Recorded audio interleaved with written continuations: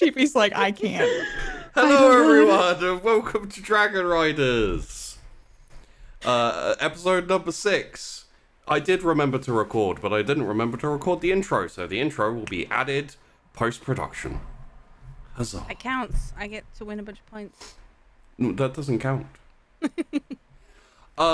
So, it's been a little time. We had the finale of Drifting, which was interesting. If you haven't watched Drifting, give it a little bit of a look. I can't talk about it without kind of spoiling bits, but yeah, there you go. And also, we took a week's break after Sheepy decided to lay down a tense cliffhanger. We decided to take a break to just torture everyone that little bit more. So I'll get into the intro momentarily, but before that, I'm going to talk about things that I'm bad at talking about. It's called the intro, which I've never done correctly in my life. Hello, this is the Wandering Inn. This is Dragon Riders. If you'd like to support the shows that we do, which essentially at the moment, everything on the Patreon, I haven't mentioned the Patreon, that we have a Patreon that you can support. And if you'd like to, all of the proceeds go to the cast members currently. We pay them some money, as much as we can, to show our appreciation for the amazing work that they do on the shows. And there are benefits. There's a Discord. You can be in the Discord without a Patreon, but you don't have access to like one channel, and that's worth it. Also, the rules. Yes, good point, Tash. Thank you very much. Yes, man. Also, if you are a member, if you are a patron, you will have access to, when I do a show, I tend to go a bit OTT, sometimes maybe. And I release either a little kind of module, so you can play it your own way, or you can, you know, play something similar. For Dragon Riders, I made the system myself.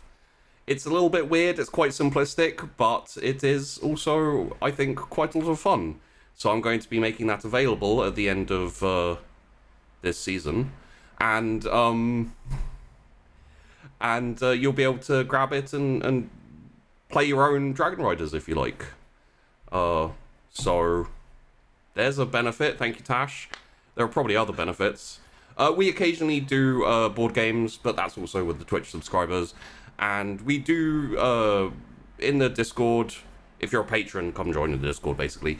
In the Discord, we do things like do character creation. We get to know systems together. Generally, on a Wednesday night, we'll all jump into a voice chat. And, you know, we figured out Mage ahead of the new Mage show that is... There's a new Mage show!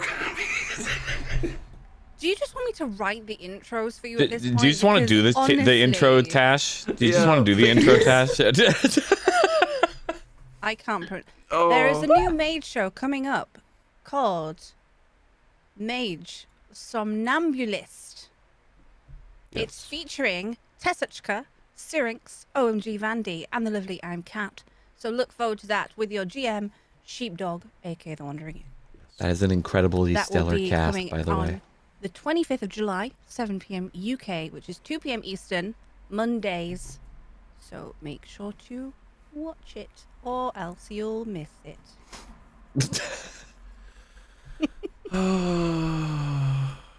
Thank you very much, Tash. It's appreciated that you can speak effectively. Yeah.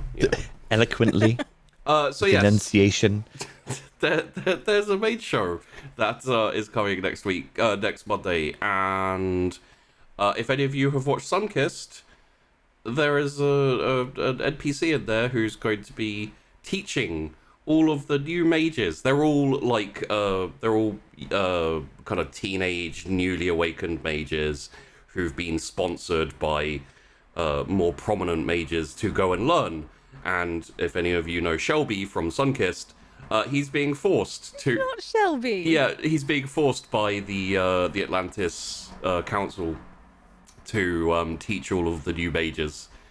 they basically dumped it off on him, and I think it's going to be a lot of fun. So fun. So yeah, if you're interested in that, give it a look, and I think that is pretty much everything. I should probably do a recap. Has Sheepy prepared his notes from last episode so he can talk about it? Yes, he has. So last episode, we reconvened with our riders and dragons about a year later. We talked about how they had improved, how they had developed collaboratively and individually the skills they learned and everything like that. So one thing I should say is everyone, do remember you have new tags, because they will help you. And where is it? There it is. Past that, they did a little bit of kind of showing off their powers, like how they'd expanded. We established that Incensia especially likes to mess with mess with Ardor. We established that though Ardor has grown up a little bit, Ardor has not grown up in other ways. Until eventually they were met by... Ooh, it's been a little bit too long for me to remember all of these names, but it was... Nope, I'm gonna have to pull it up. Your guys' pod master. My brain's sorted out. Yeah, also. mine too. Iliagal. There we go. Yeah, I was gonna say I don't know what day it is, so don't rely on me. It's Dragon Day, Dan. God. We've all been. Yeah, Dragon Day, best day. Dragons. Oregon. So Iliagar showed up and let the pod know that they would have their first assignment. Essentially, it is to go and investigate a problem out in a village nearby, a village called Tunholt. Small mining village near Frontier. And he essentially said, everyone has apparently disappeared. Go and check it out. So they were assigned a couple of backup riders, one of whom was someone who we met before. Ruthero? Yes. It was Jerix and... Illyria? Illyria, thank you. Oh. Sorry. There we go. Yes, everything decided to collapse. Okay, everything's back. So yes, it was a couple of dragon riders, one of whom you hadn't met before, and the totally not a cult member, Jerix, and his yellow Longron, who also didn't like Ultra. He's in a cult. He's in a cult.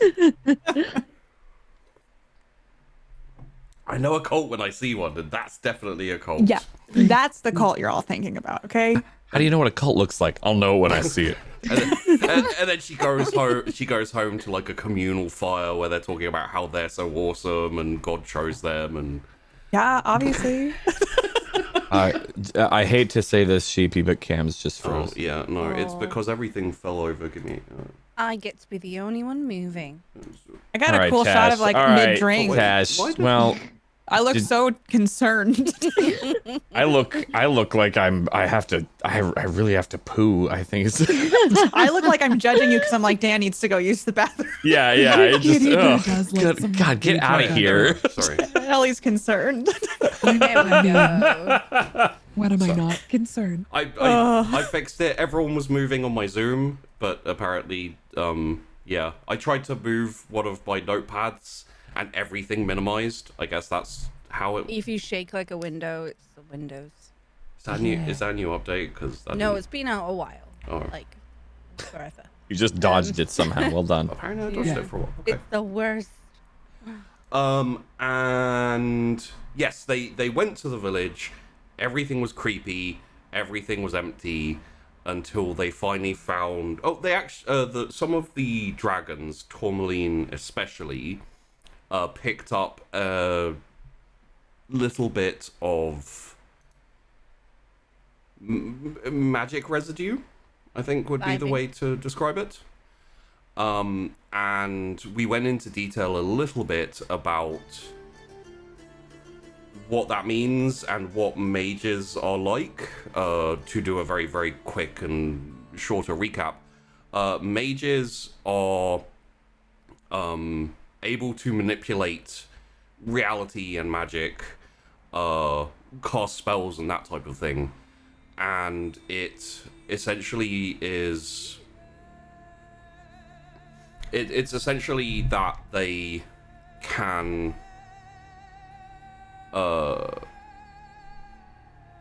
when they're young, they can draw on their potential life force to enact magic.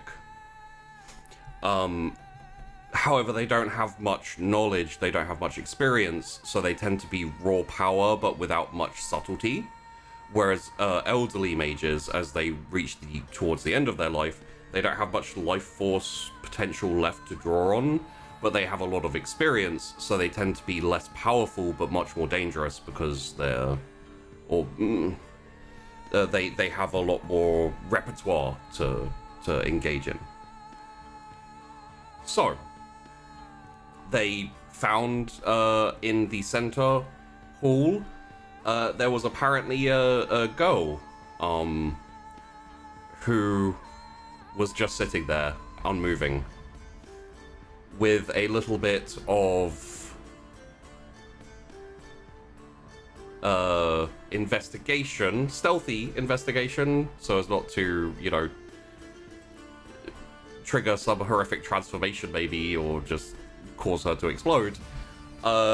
They eventually, Cassandra volunteered as leader of this patrol to head out and initiate contact with the girl,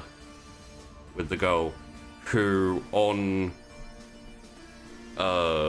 getting closer was heard to be mumbling, "I am the scar, I am the witness to the product of desolation and the consequence of agony." And I believe that's where we left off. So, as much as I enjoy this music, let's go for something a little bit more appropriate. And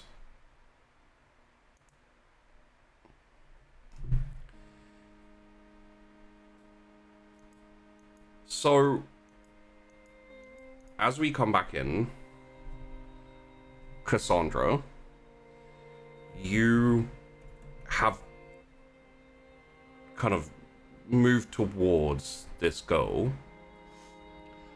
and you've heard her say this.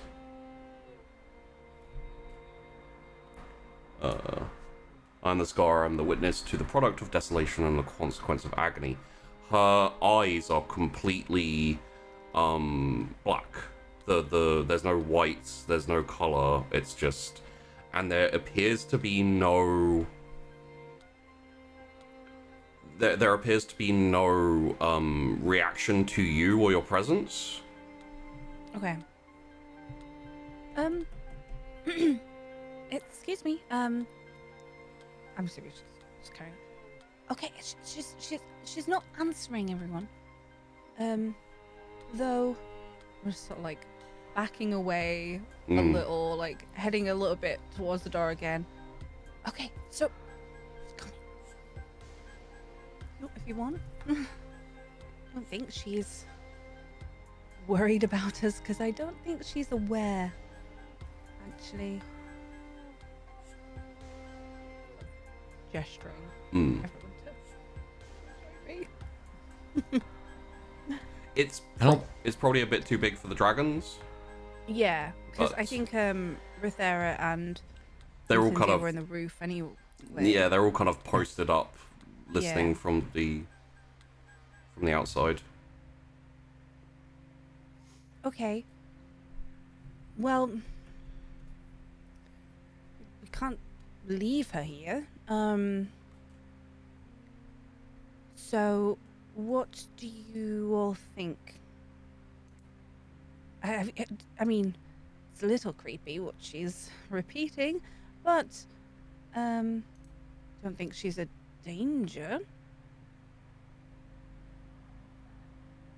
She's still mumbling, kind of off in the background. Ultra? Harry? Can we even hear you? Because I don't think we were close, right? No, I kind of came a bit towards the door to sort of be like... Yeah, she's yeah. not- Move back to. And I wouldn't be able to hear. Yeah. What's going on?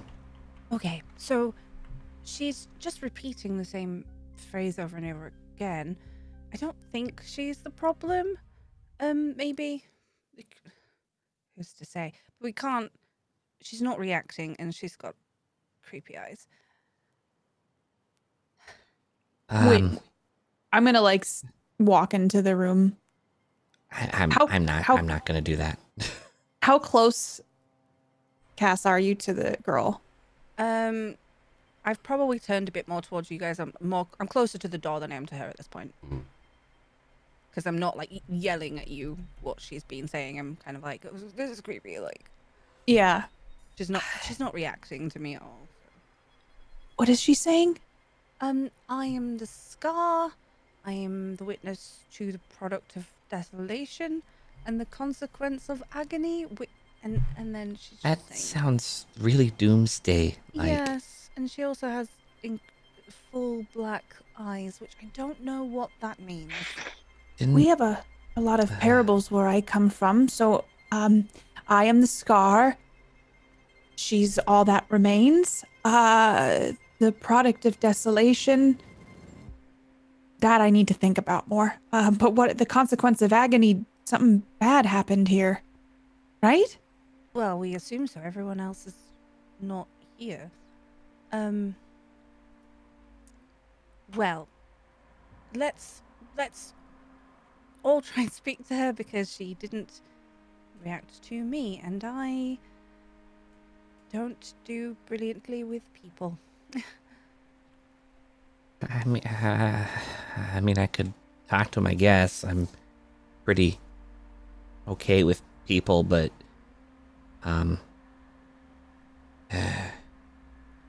Harry looks incredibly nervous. He kind of like peeking around the doorway a little Yeah, bit. 100%. Just the little face peeking up, like 2 feet under everybody else.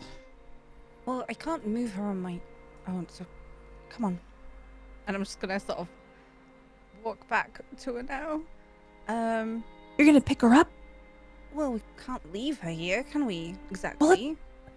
Hey, girl! And I'm just gonna yell at the girl. And jump. I physically jump and kind of go back around the corner. Oh yeah, it's still deathly quiet. There's no sound aside from you all. Do you want to come with us? You're saying you're a product of desolation. We will make sure you will no longer in desolation. Don't promise, Ultra. Well, you're not in desolation when you're around other people, because it's not... Well, I guess you can still be in desolation around other people. To give you a little bit, there's no reaction. She's still staring straight ahead at what used to be a fire. Okay. Even like a regular, in normal circumstances, when it's quiet and someone randomly shouts out, you'd expect some kind of flinch or reaction. So. Do I see anything changing above us and around while they're talking? Like on the outside? As Rethera or as Odor? Well, we're both up top. Yeah. I never came down. We both stayed, or as so as Rethera. Okay. As Rethera, no. Could you, however, give me a resolve for Ardor, and it'll be a 5 success gate because you have your you know, your 3 heads, the awareness there.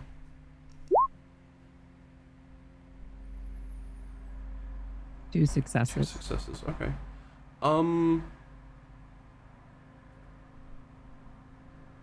It's very slight, and it's probably nothing.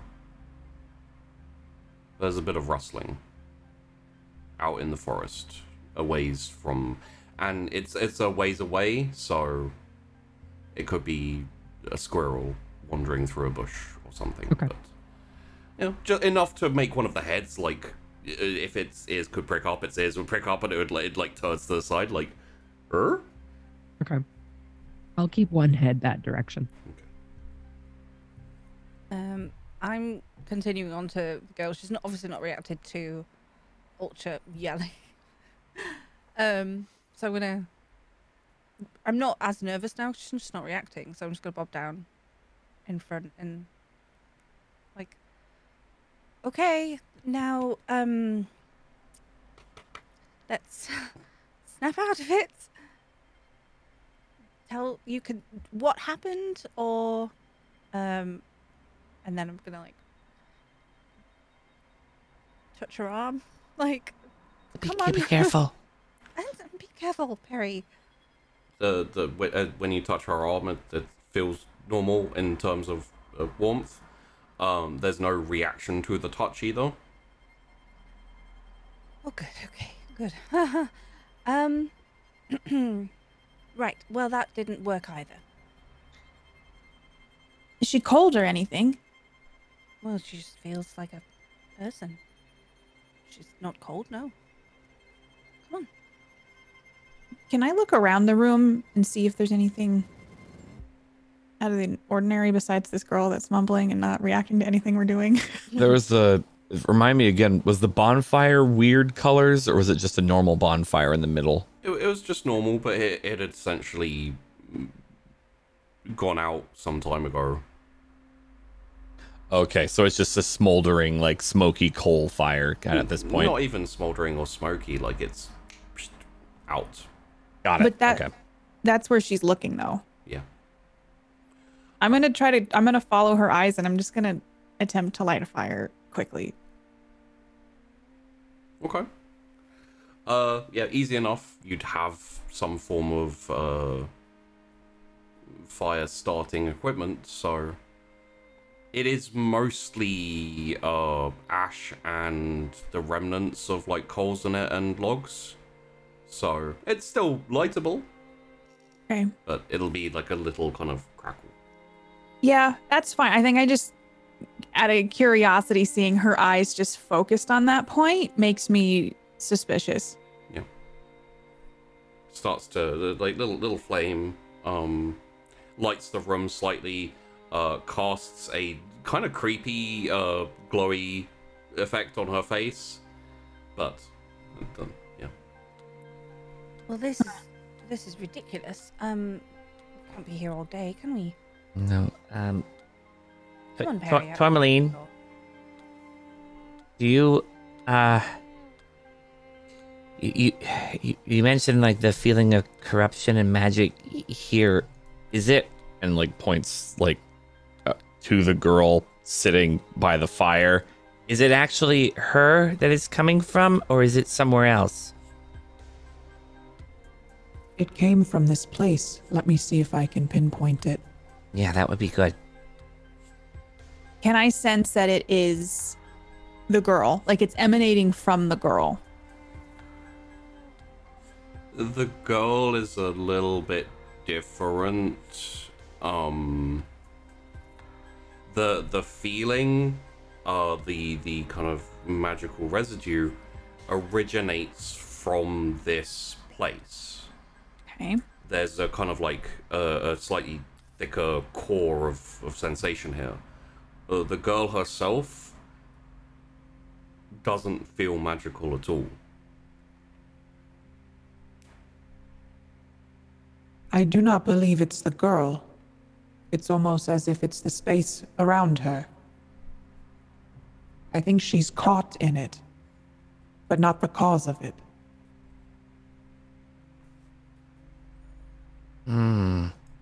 She's not the cause of it, then maybe we could just take her out of there. If Could she's not I- the cause. Can Tourmaline or like stick her head into the room? The door, couple of windows, or the roof has enough space for a dragon head to go through. Could I move my head in just a little bit to the girl and kind of like gently nudge her shoulder? The building's a bit too big for you to be able to reach neck-wise. What if I got in as far as I could and then just did a really big puff of like warm air at her? Yeah, you could do that. Essentially, her hair just goes like woof, and like kind of like flips a bit, and also because Cassandra's right there, so does Cassandra's. Tourmaline, do you mind? Apologies. I thought I could wake her up.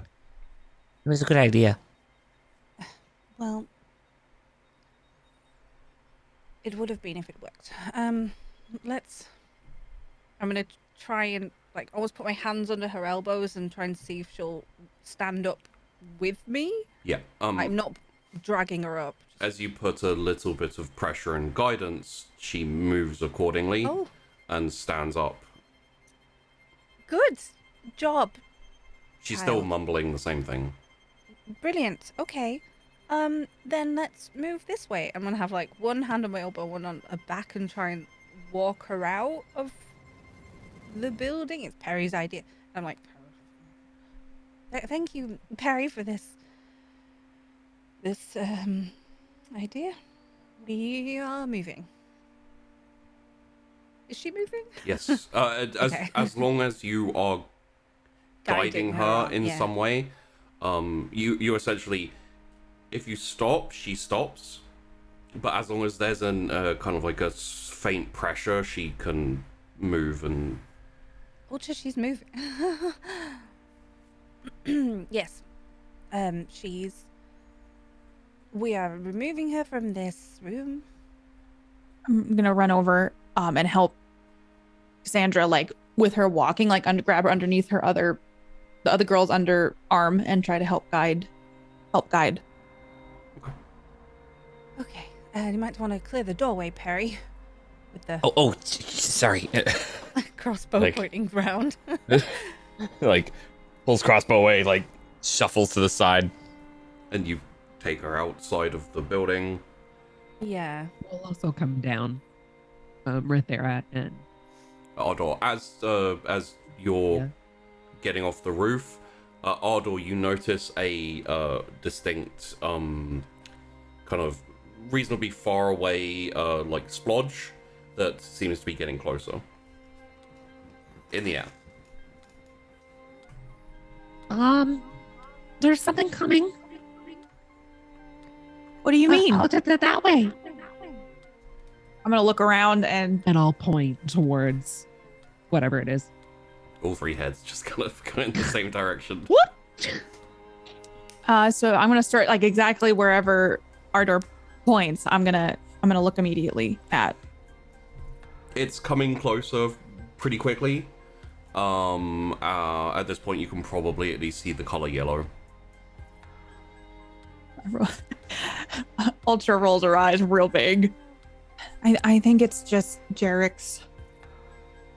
Jerickson. Is it Jerickson or Jerix? It's Jarek's. Okay. Ultra probably doesn't accidentally say his name wrong. Says his name wrong on purpose. It's probably Jerk6. It's probably Goodness. Jerkson. Well, we haven't called for him, wouldn't we? It's outrageous. Right. Well, I'll kind of try and set her down, like if there's a bench outside or something. Like, okay, well, now we have to deal with this. Yeah, while that's... Tourmaline, could you check again and see if it's the hut that's the problem, or if it is just centered around her? Yes, I will go back. And Tourmaline's gonna like saunter back to the cabin and do another feel of the area to see if the magic is still emanating from just this spot. Yeah. It's not just this spot. It is dissipated around the the village too. There's just a high concentration here as like you could call it the epicenter. Okay. Cool. It is here, Perry. It's Okay. coming from here. All right, so then this is the problem, and it spreads out from here. So it's not her necessarily, or she cast whatever spell while she was there, and it's just that's where it's affected. Okay. All right, thank you.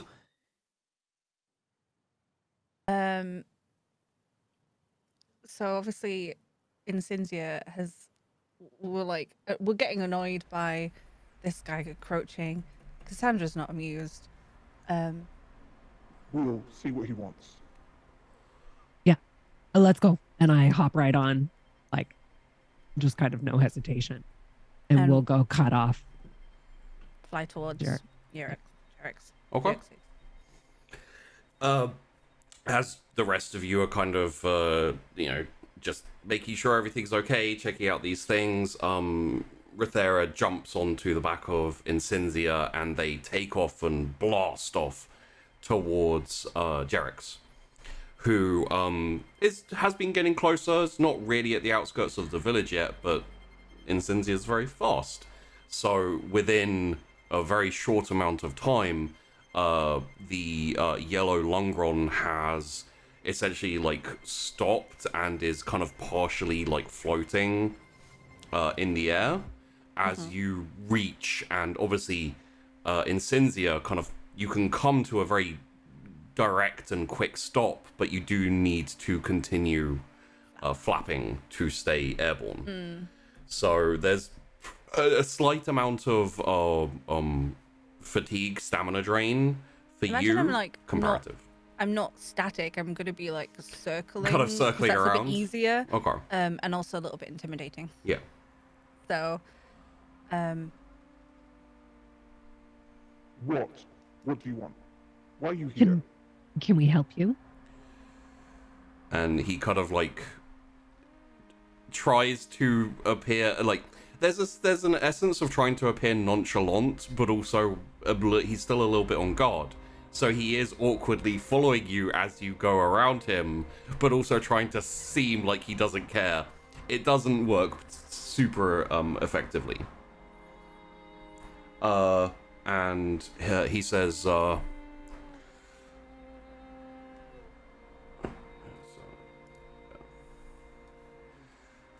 Agatia has contacted me, and he has told me that we are needed elsewhere. Well, that you need to continue your patrol and move on. Move on. There have been reports of a giant encroaching in the mountains to the south. He needs you to go there and either deal with it or turn it around. And why can't you do that while we continue our mission here? We are not a pod. We are backup for you if you cannot handle your mission. We Well, can we can- handle it. Yeah, we can handle this mission Okay, and that fine. mission. Then why are you even asking? Why are you threatening? I didn't realize that I was threatening. I was relaying orders. Attempting to be intimidating is not going to make you friends, nor is it going to make people want to work with you. Thank you for the information. and I'm just gonna like snort almost Yeah. at them. Like we've got the information now, and And then like peel off and yeah, very dismissive. Like I'm not even checking behind me. Like Incinzia, do we trust that information? As we're like, if we're far enough away. Clearly. Not like right No. beside him, but Well, why would he lie? But he's an idiot. that, yes, but there's something about him. I don't know. Ulcho doesn't like him. He's rude, Yes. Yes. arrogant. I don't know if we're being sent for this mission and then diverted to another mission. Doesn't that seem strange? We can do both. Like, yes, that's not a question, but let's go tell everybody. Maybe we can do a flyby and see what's going on. We can find the giant and come back. I don't know if I want to leave them alone without passing the information on at least. Yes, of course. Tell them, then go. Okay. Yeah, so I'm just gonna fly back. And I sense the head nod of like, clearly that's the plan. So like, even like a dragon eye roll as you're like. Yeah. I don't know. I could see Incensia being like, we can handle this ourselves. Let go. Yeah, I would have just gone, but like, yeah. Now that Rethera said it, obviously, we're gonna tell them first. Yeah. Yeah. So Probably. we'll head back to the group. So as Incensia makes a landing and Rethera and Incensia join the group again, you do have both. I'm just need to pull it up again.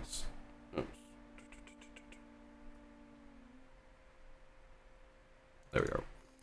You do have Jerix and Illyria as backup.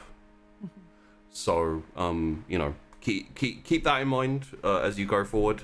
But essentially, Rethera lands and relays to you that you've received updated orders for this patrol that come from Agatia. If you remember, Agatia is Agatia One Eye, the first person to speak during the egg ceremony. And he has a purple hydrang from the time you spent with the Dragon Riders and being Dragon Riders yourselves. You probably know enough to, like, you probably know the basics of the majority of the different colors of dragon and what they do. Purple allows you to link telepathically. The assumption here would be is that he's staying in contact and kind of, you know, able to essentially relay probably why they used his pod, because they can, you know, send the pod out with the members of the pod out with other pods and stay in contact, and it allows for kind of like better communication. Although I will say that at least one of you will have had experience with a you know, newer Dragon Rider in another pod. They generally can't communicate very far, so it's probably a matter of age, experience, and power, so to be able to communicate over longer distances. Oh, wait, we have to go deal with the giant now? I thought we're dealing with this. Should we just have him take the girl back? Well, perhaps we should ask Illyria to do that, as he seems like a difficult person to deal with. I don't think he shall have much empathy for. Well, I mean, if they're backup, they gotta kind of do it, right? Yeah. Mm-hmm. So have them take her back, let him know that the magic might be centered around her, or she might be just a bystander. And we're not sure yet, but I'm sure the masters at Howard would have a better chance of figuring out what the cause is. While I was away, did we sense it was coming from the location or the girl? Tourmaline said it seems more the location, though it could have been the girl that set it off at the location, and now it's just kind of there. Okay. But it doesn't seem like the girl isn't of itself the reason for it currently. So it should be safe. Should be safe to bring her back to Harhold for them to figure out and ask her questions if they can. And then we could go deal with a giant. How big are giants? How did Jerickson get the message? Well, he's probably linked with his pod leader, correct? Or his dragon is. The purple dragon, maybe? And the runners? I mean, that sort of thing? I don't trust him. Well, I mean, I no, don't but either. But we do have our orders, Ultra, and... It's orders through Jerickson. It's not orders from our pod leader. But he is a dragon rider, even... Why would he lie about it? Have you met him?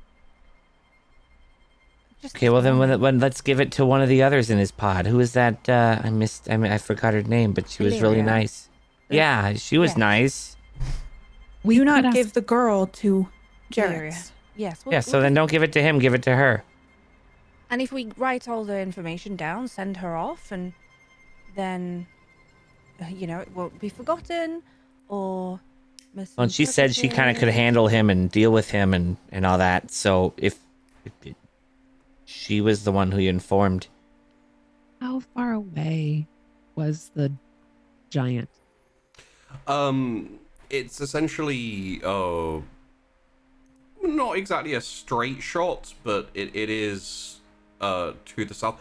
It's actually in the mountain range, fairly close to Sagacia, where Ultra's from. It's not like imminently nearby, but it's essentially the mountain passes the range to the south there.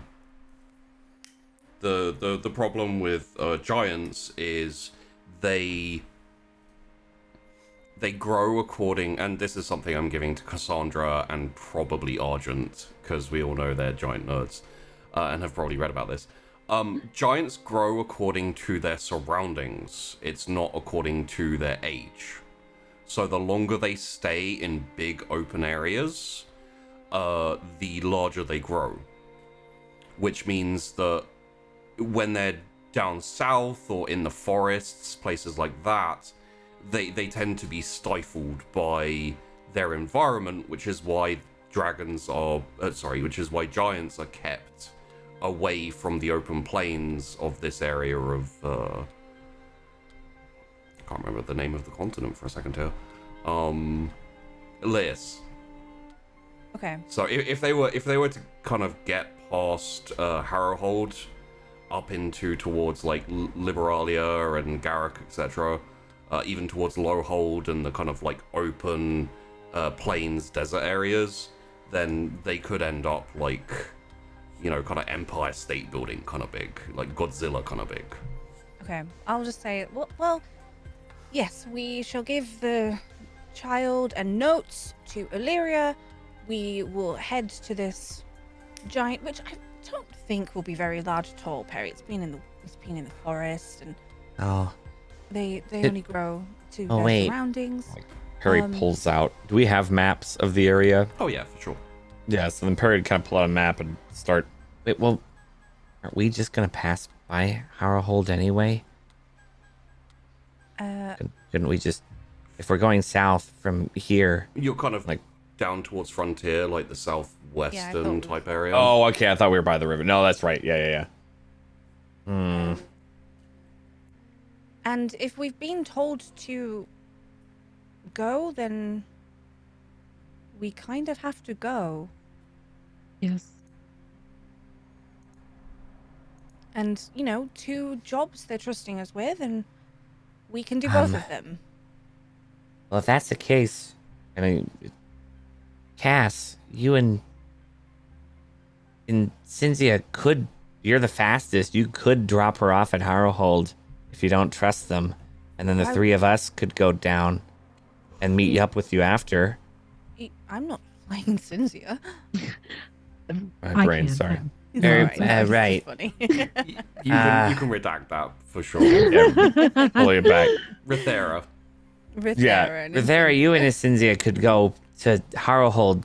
You're the fastest. And then the 3 of us could head toward the giant if you don't trust the others. I mean, we do get to keep an eye on. And then you would be able to watch her and make sure that everything's okay. Everything. How do you? Yes, Yes, we can do that. And we'll be back before you're there. it's true. It's very likely true, actually, yeah. We Do the rest don't of you have- feel okay with that? What if you threatened Jerix? What if you said you will eat him if he does anything?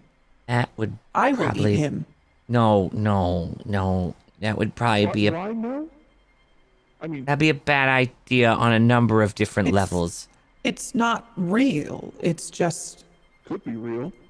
Yeah, but that could cause consequences for all of us if they think it's real and then they report it to the masters and the masters believe them and then all of a sudden we've now threatened another pod. Well, it's not the whole pod. No, but True, it's- but also I agree. Maybe threatening.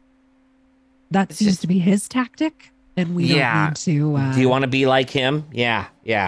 I do not want to be like him, but sometimes you have to fight fire with fire. Or Well- eating. I think Incinzi and I can do a fairly good job of keeping him reined in. You could just bite at him a little bit. If they just take a arm, No. No, Just please. a little No No. pieces. at them. No, no? we're better than them. Let's not do that. I mean, obviously, but Yeah, so then let's not resort to tactics they would use. Are you Thank not you. afraid for this little girl? That's why Sarah and Cynthia would bring the girl to Harrowhold, not them.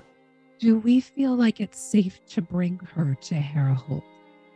I mean, that's the only other problem. But the masters should know how to deal with her if she is a mage and a strong one. They, in theory, would be able to have a better chance of dealing with her than us. I only know very limited information about mages. There's more, I suspect, in the library and with the masters. So We read a lot, but they are powerful. I do not know if we have the capabilities of handling them if they go explosive. Oh, perhaps Illyria, as she limits the power of dragons, would. Yes, this would be a good idea. Maybe it would work for mages. Perhaps we could check and ask. Maybe they could join you in bringing them to Harrowhold. They are backup, yes. Yes. Escort duty sounds like a thing a backup would do. So, okay. Are you okay to fly so far again? And we can go ahead and scout for this dragon. Not dragon, obviously. Giant. With the dragons. And We'll Then- take with the backup back to. and confirm, as pointed out, that he's not just lying to be a vindictive, horrible dragon rider. Okay, right. Okay. We I think have that could our be good. plans. Should we summon them then? Yes. Yes. Okay. I don't know how You we're saw gonna- where they were, yes, Vithera? Well, Okay. they came to meet us, but yes. Right, alright. Well, then let's get them all in their pod as an escort for the mage. That way they seem like they're useful.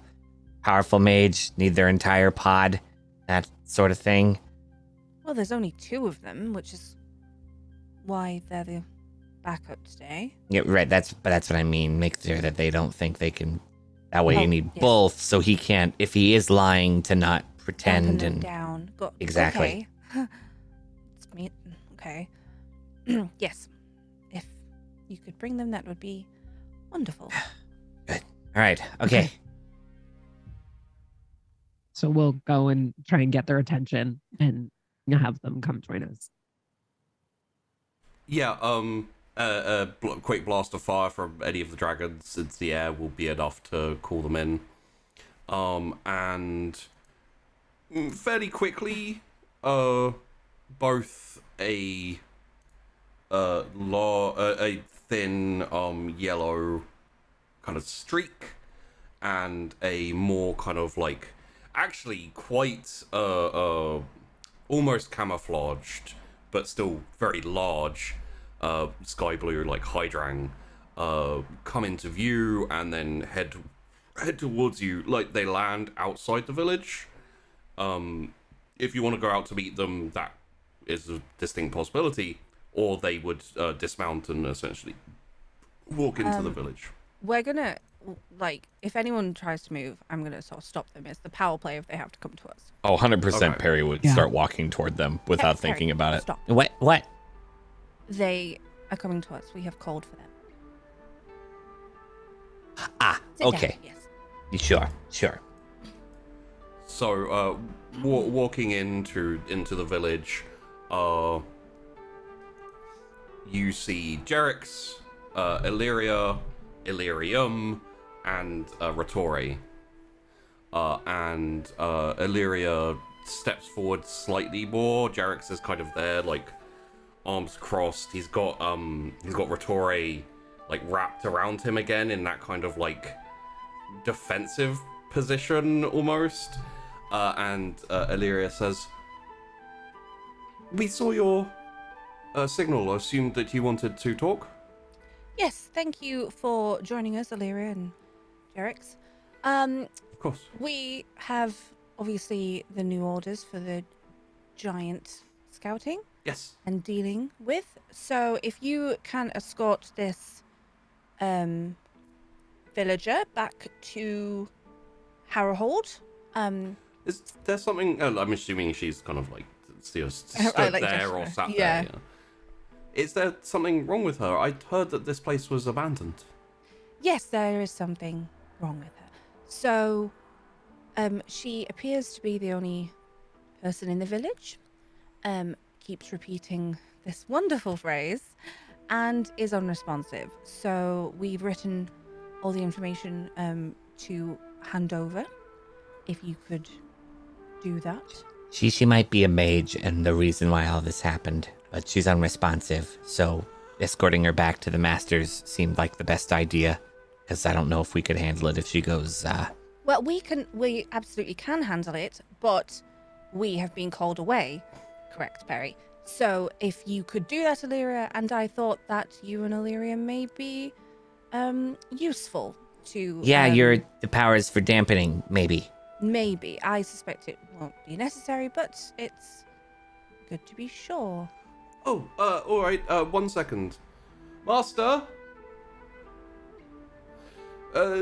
They found what might be a mage in the village. And Jerix is like, Illyria, you don't have to talk out loud when you're communicating with the Master. It's No, but nice it's for us polite. to be able to hear I know, but what it she's helps. saying. Yeah? Okay. Yes, Master. Okay. Master Agatia says that I am to take the girl back for interview and to ascertain further exactly what has happened.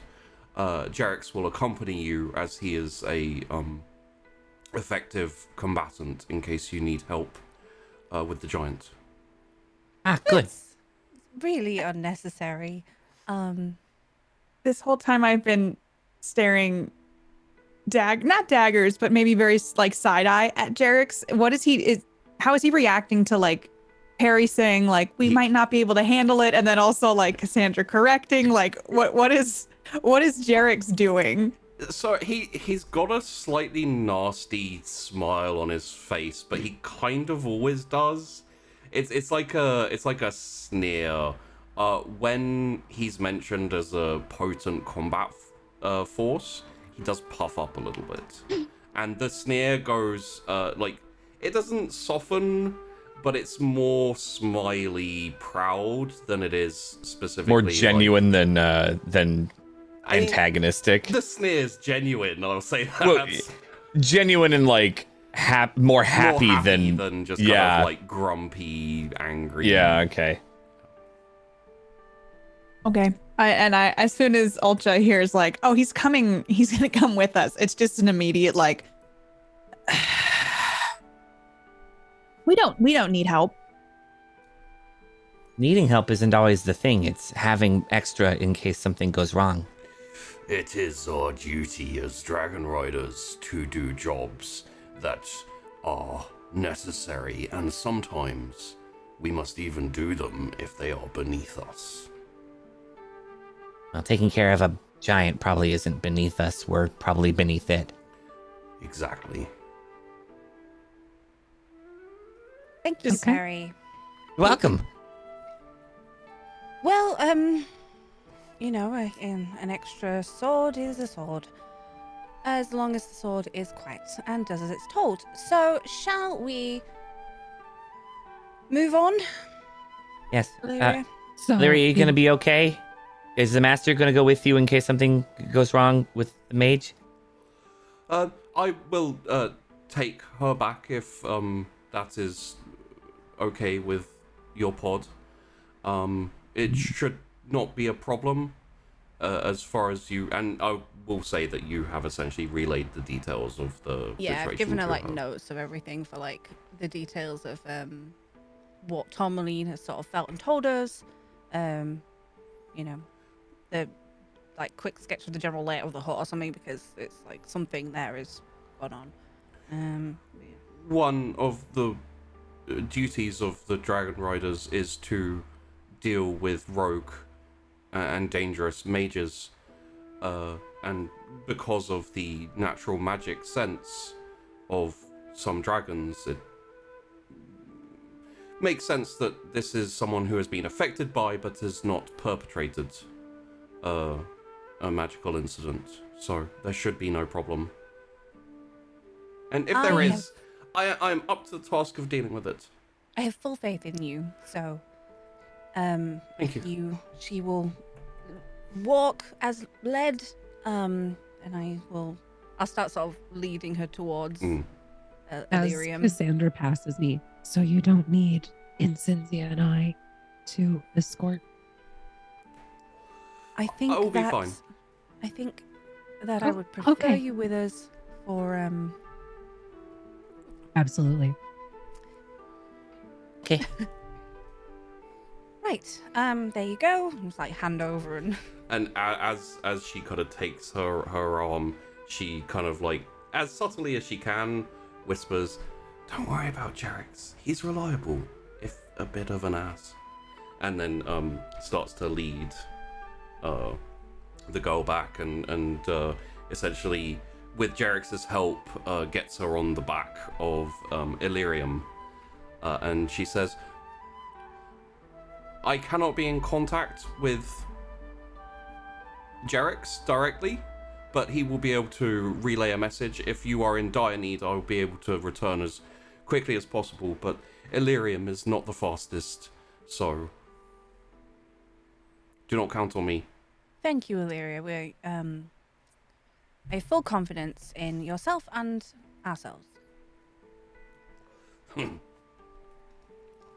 And of course, Jarix is here to exist. We shall see you on return. And Illyrium has a little bit of a kind of goosh, and then and takes off and starts to disappear off into the distance, leaving Jarix there with Ratori. Okay, so we already know our roles. If you would like to follow, I suppose. Well, and doesn't you Pointing at Jarix. you know exactly where we're supposed to go, right? I do. Wonderful. Then you should probably lead because you know the exact spot where the giant is, right? I know the area. You will be needed to do a small recon if it is not immediately obvious, although he is large, so he should be. In theory, yeah. Okay. Well, it's good to work with you. Quite. Let us go. And I'm just gonna head over to. I'm trying to be such. You're trying to be polite, rude. Yes, this is how I've been raised. I should be effective. 16 years with my mother has prepared me for this. No. Social damage. Roll for that. So yeah, I'm gonna. And unless anyone would like to be politely rude to Jerix as well, we can probably move to you all taking a running start. Most of you, aside from Argent and Jerix and Ratore, and essentially heading off further south down towards the location of the dragon. Sorry, the giant. The giant. Why yes. does dragon and giant like connect in my head? I'm sorry, I don't know. That's why It's done it for me twice as well. I feel like as we're taking off, Rithera and Incinzia would do like a circle around, just doing like totally intimidating, just being like, look what we can do. And just Look how zooming fast forward. and awesome we are. But around, I just keep wanting to call him Jerkison. So, Jarek? Jerkson. Jerix. Probably His name is so And Harry- then just, Harry would probably like when getting up on Tourmaline, like Kind of do like, let's try to be a little nicer, okay? All the others seem to not like him very much. I know, but he probably has some rough times. I'm sorry, I thought I was helping. It's okay. Just let's be nicer. Why is I he kinda like that? I don't know, probably bad parents or something. He seems to be mean to everyone. Yeah, that's probably the bad parents or something. Well, even if you have bad parents, it does not mean that you need to continue that path for others. That's correct. But not everyone does that. Which is why I suggested what I did, because sometimes you need a wake-up call. Yeah, or it makes it way, way, way worse. Perhaps we will grow to like him. Maybe. I mean, if he's capable, I don't really care. As long as he doesn't put us in danger, I don't really care. He can be mean, but if he causes a problem, then that's when it's a problem. I was never going to eat him. I know. Tourmaline's gonna start to like do the slow takeoff that she normally does, just the flapping of the wings while they're having this conversation, and takes us up into the air. Okay. And as you are all headed, I would say, if there are any, conversations, interactions you'd like to have on the way, we will essentially rejoin as we are in the area. However, there is one instance where Jerix talks to someone.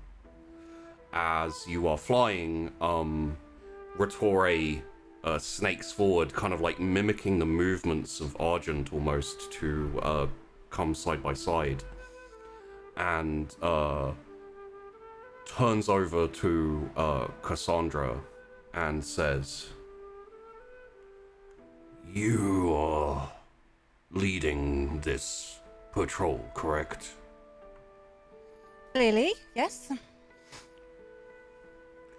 In that case, I would just like to say that I do not intend to get in the way, but if you would like to finish this quickly, I would be willing to help. However, I understand if you do not want to look bad, that you could not handle this yourself. Thank you for the very kind offer. We are completely capable of doing this on our own quickly. So, You shall not be needed at the moment, but rest assured that I will call upon you if I need your assistance. And as you're talking, Rattore says to Argent, "You are also a wind cutter." That is correct. But you are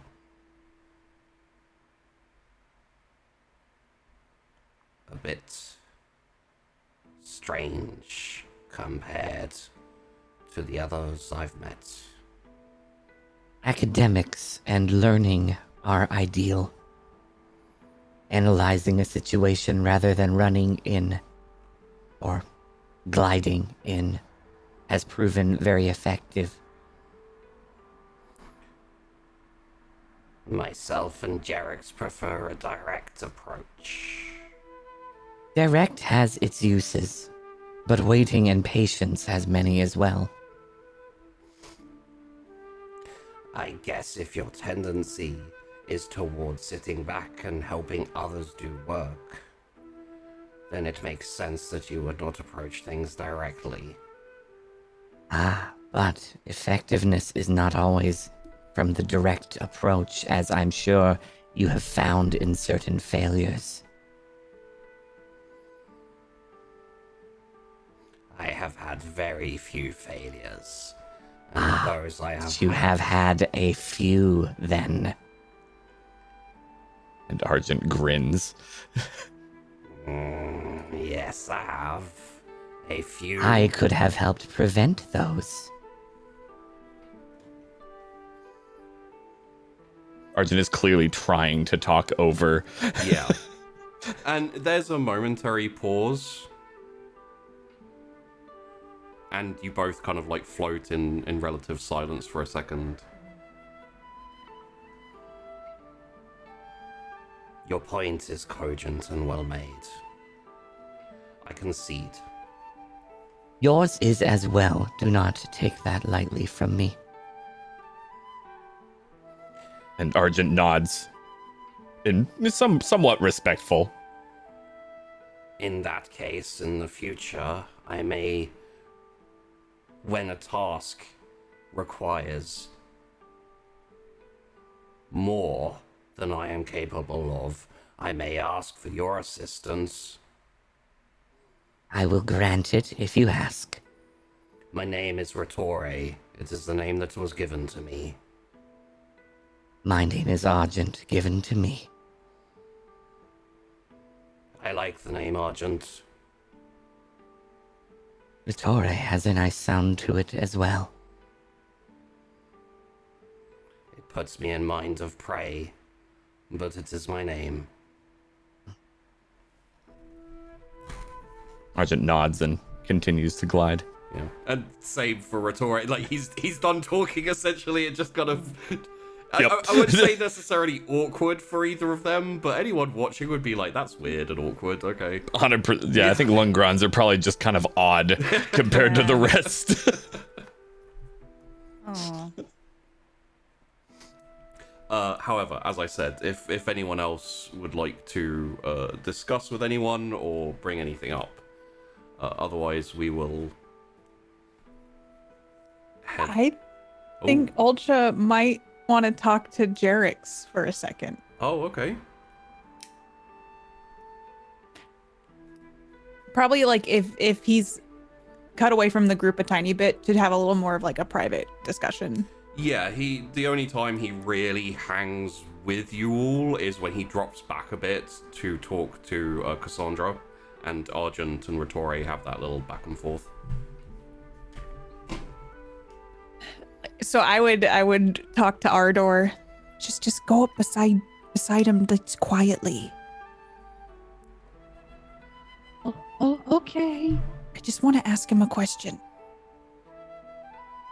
I'll try to be nice. I'll try to be nice. I mean, you don't have to be. If he's mean to you, you can stand up for yourself. You know, we have to work with them. Everybody else seems to maybe I just want to ask him a question. Absolutely. So, I'm right here. Our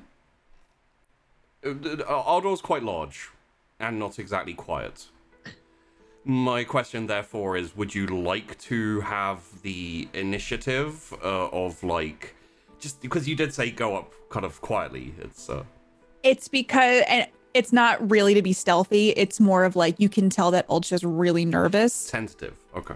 Yeah, it's like a tentative, like, oh, I just don't make a big deal out of it, kind of like a thing like that. So it's not really an actual stealth thing. Okay. In that case, Jerix would see you approaching, and as you got closer, would say, "How can I help you, little bird?" Why do you call me that? Are you giving me a pet name?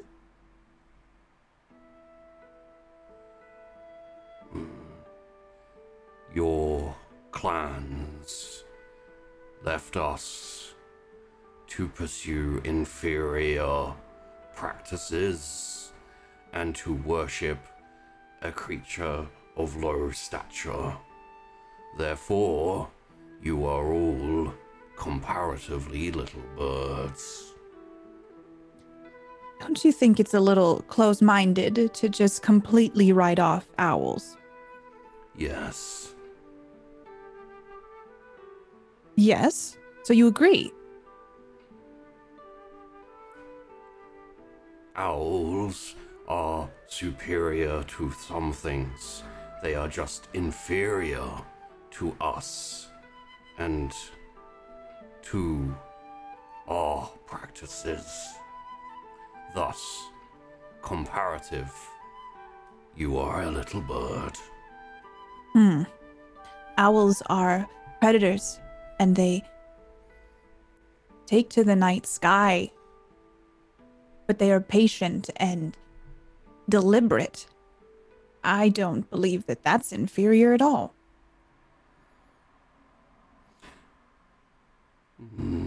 They are weaker. Just because something is bigger doesn't mean that it's superior. Not always, but power is power, and the results speak. I came to ask you a question, and I have to tell you, whenever I arrive and you call me little bird, it immediately starts the conversation off on a unpleasant foot.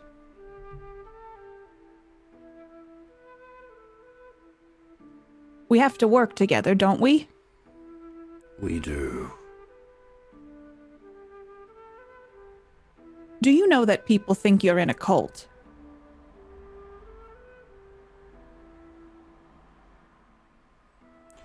Why do you think that the Riders are a cult?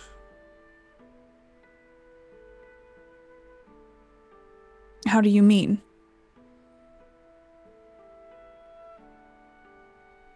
You said people think that I'm in a cult.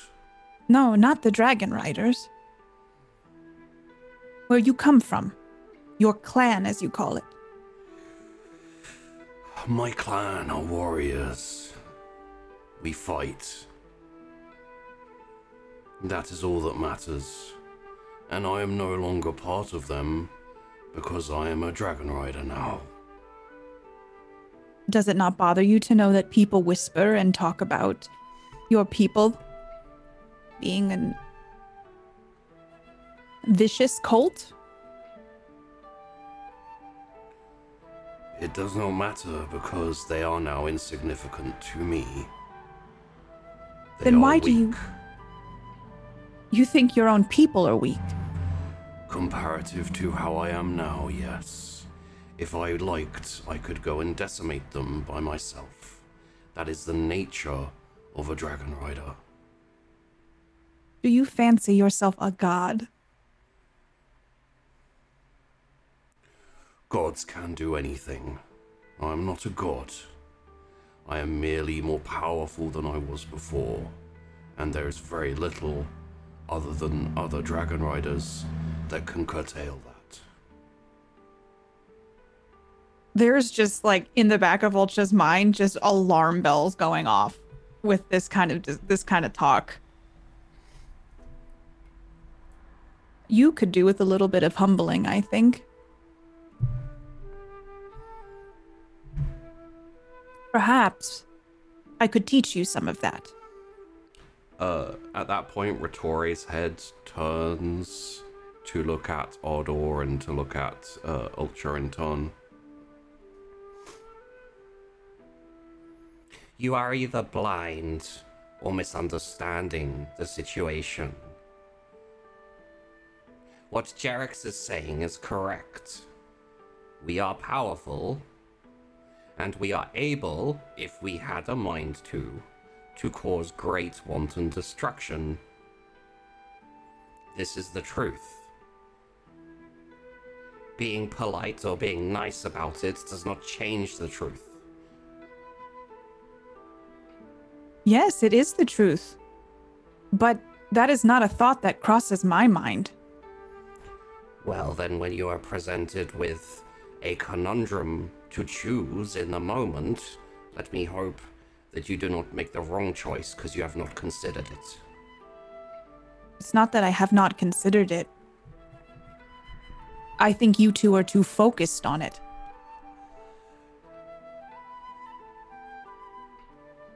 There is a difference between understanding what you're capable of and then being engulfed by it. Destruction is not the only answer. And Ratore's head like switches over and starts kind of flitting between all three heads. And Ardor is going to make it difficult by moving two of the heads, the one that's focusing forward. And I'm just going to be like making it difficult and like looking around and just. Tell me, Red One, what destruction have you witnessed from us?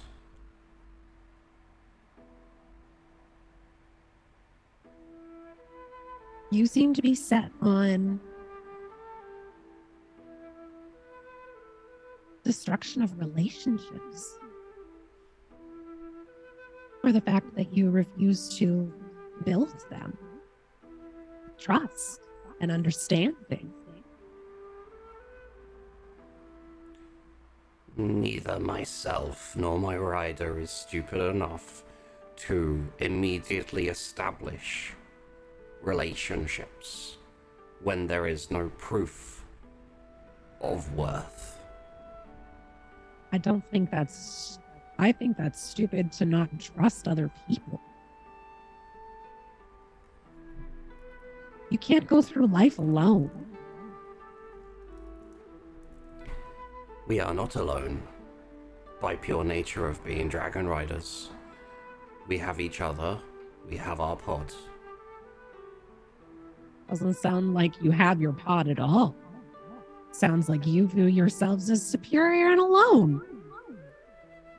I don't think that vows teamwork at all. What exactly gave you that impression? Your personality? So, having spent a small amount of time with us, you assume that we do not get along with our pods. You definitely don't try. How do you make friends, Red One, when you jump to such conclusions without any evidence? Well, we've definitely seen the evidence. And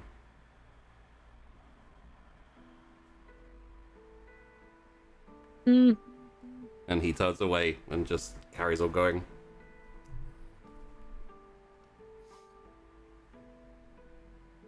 I just wanted, riders would have heard that exchange. I could have heard their conversation, right? Yeah. Jerix could as well. I'm over here to try to make some sort of peace between us.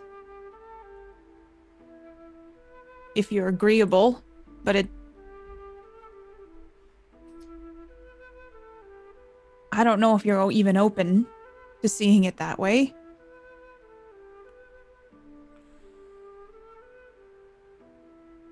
will be with you during your fight. So, I am open to being impressed or disappointed as you dictate.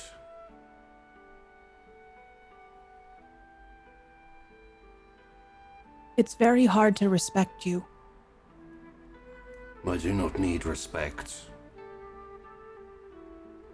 Good, because you will not get it from me.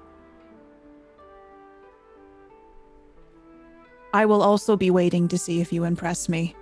And then I like kind of tap on Ardor's side, and hopefully Ardor will know, like, let's zoom out of here before they can get another word in. As impressively as possible. I don't know why, but I partially see Ardor like flapping away and like kicking the legs like a prancing pony, just like la la la la la.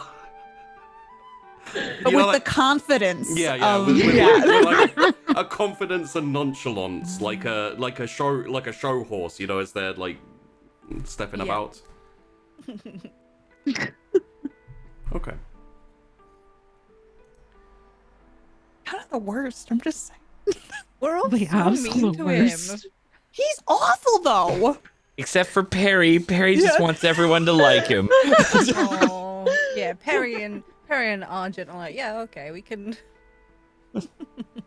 They're just misunderstood. It's fine. So the only other thing I'd say is that as you head towards where the giant was last seen and the area,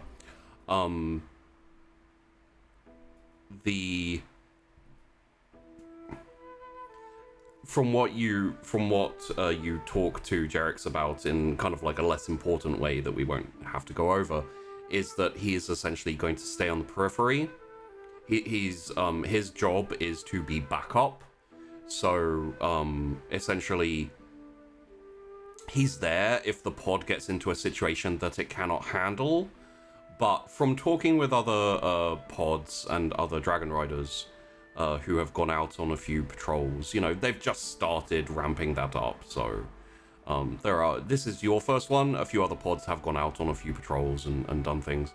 Yeah, nothing massive, but a little bit. It's generally viewed as there's no shame in receiving help, but there is a certain you can't handle this yet, you're not ready, because you're all students and you're all learning, and there is a slight air of competitiveness and immaturity, let's face it, to all of the riders. And I think like Cassandra obviously will utilize him if I feel like I need to, but I also would rather die than accept that I need the help to get this done.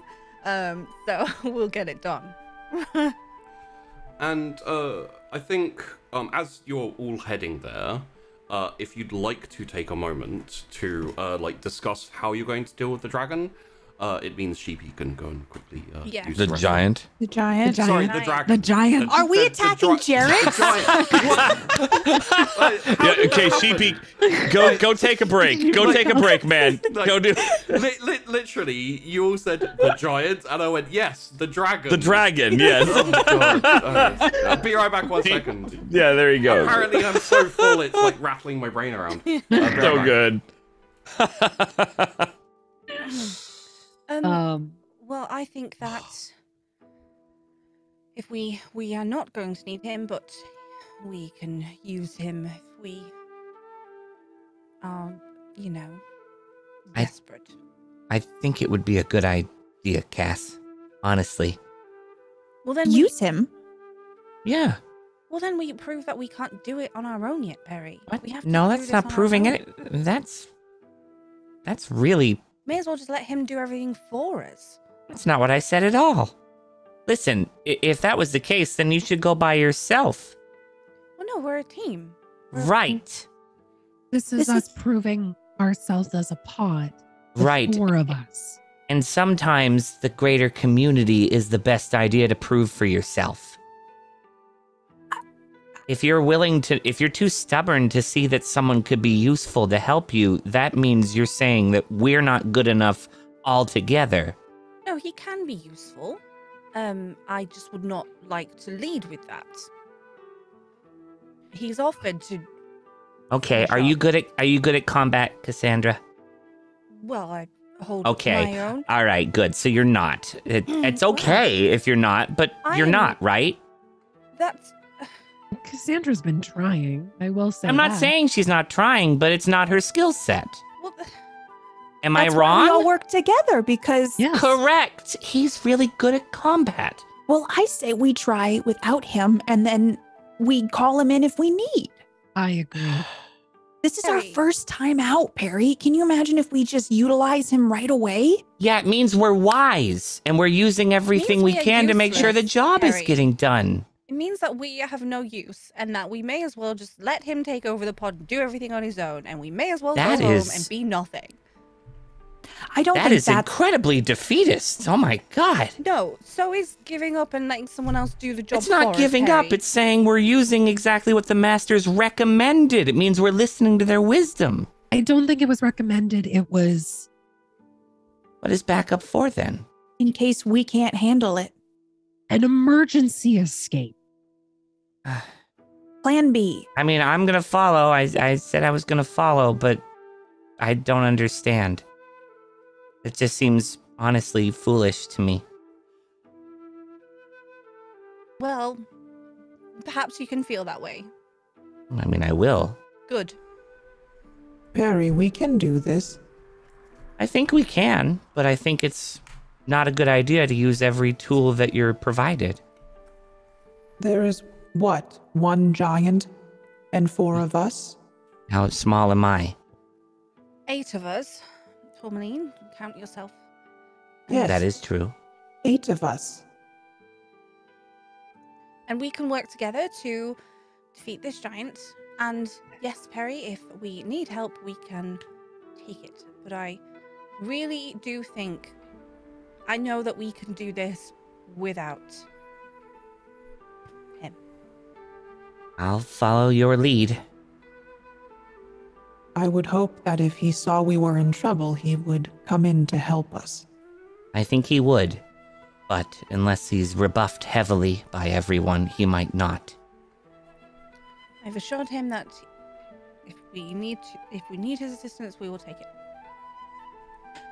Perry, have you not seen how he's treated everyone, including me? I've also seen how you've all treated him. He calls me Little Bird. And you also don't seem to help that much on the other side. I just tried to go create peace with him. And he was combative and dismissive. And his dragon. Yes, one conversation does not fix all the others prior. Ultra's just kind of like, almost like, wow. Because Jarek's has been in the initiator. Taking his side? You're taking his side? And just I'm kind not of saying you're wrong. I've seen he's an asshole, Ulcha. But there's usually reason for that. he is very against me for what I believe. And you are against him for what he believes, am I wrong? Yes, but I tried to create a bridge. I at least started building one. I saw mostly aggression, but that is just me. I'm used to more community, I think. So, He is not, or his community is the only community. I'm not disagreeing, but it is not it's obvious that no one's making an effort. Not a true effort, and not one in the middle of a mission where stakes are high. What about his own pod? He has issues within that group as well.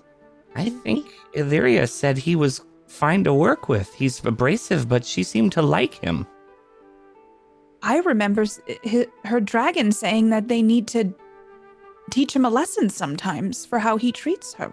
Right. Did we not need to teach a lesson to Cassandra when all of my tools were covered in blood? That wasn't necessarily against you. That was just about sharing and asking. It was a mistake you made that affected me. But I did not hold it against you. All I am saying is there needs to be more of a community look on this. I've accepted. You've all judged him immediately because he is different, and he does not agree with you. I think we've judged him based on how he's treated others. That is true. He You has done treated the him same similarly. to me. You treated him similarly, is what I am saying. But he is doing the same thing you're saying we have done. That is correct, which makes you no better than him. That is what I am noting. I am happy to be in this pod. I know he is abrasive. I am just saying dismissing him because he is abrasive is foolish. And I am not dismissing him. I would not have spoken with him just now if I was dismissing him. And I don't think anybody is dismissing his help, but I think we would like to try and do this without him first. I never said that was not the plan. I said I would follow. I am just making note we should not dismiss him if we need him. Well, it is noted. It's noted, Harry. I believe in us. I think we can work well together. But there is a lot of anger here, and that will not help us if we are in a bad situation. I think none of us trust him. And I think that trust and teamwork is almost more important. That is. But if you have no trust and we need him, then there will be no trust when we need him, and that would be bad. As Tourmaline, can I insight a little bit into why Perry is so upset about this? Yeah, I would say if you would like a role, we can do one, but you are essentially partners and have been for a long time. It would not be uncommon for you to have an inkling as to why he's feeling how he is. So, role is an option if you'd like to play the chance, or you can roleplay it. I'll ask Dan what he thinks. Would Perry have... Perry pretty open, yeah. Okay, so why would Perry be this, like, adamant about it? He's so used to, like, so many different people in a large family community. You don't get along with everybody, but you realize they still have a purpose and a use and can contribute. And usually their background is part of why, nature versus nature and nurture. Mm-hmm. So he's trying to look at it from a bigger direction and sees the conflict as a way to grow rather than a way to rebuff and push people away. He's also come from a background whereby you can't avoid. Yeah, you're stuck with people. You're stuck with everything. Yeah. If they're abrasive, you deal with them and you figure out a way to it instead of pushing them away. Which I think clashes very heavily with Ultra's everyone gets along, we're all one big happy family. She probably hasn't had to deal with people who disagree with her. No. Perhaps Perry is correct.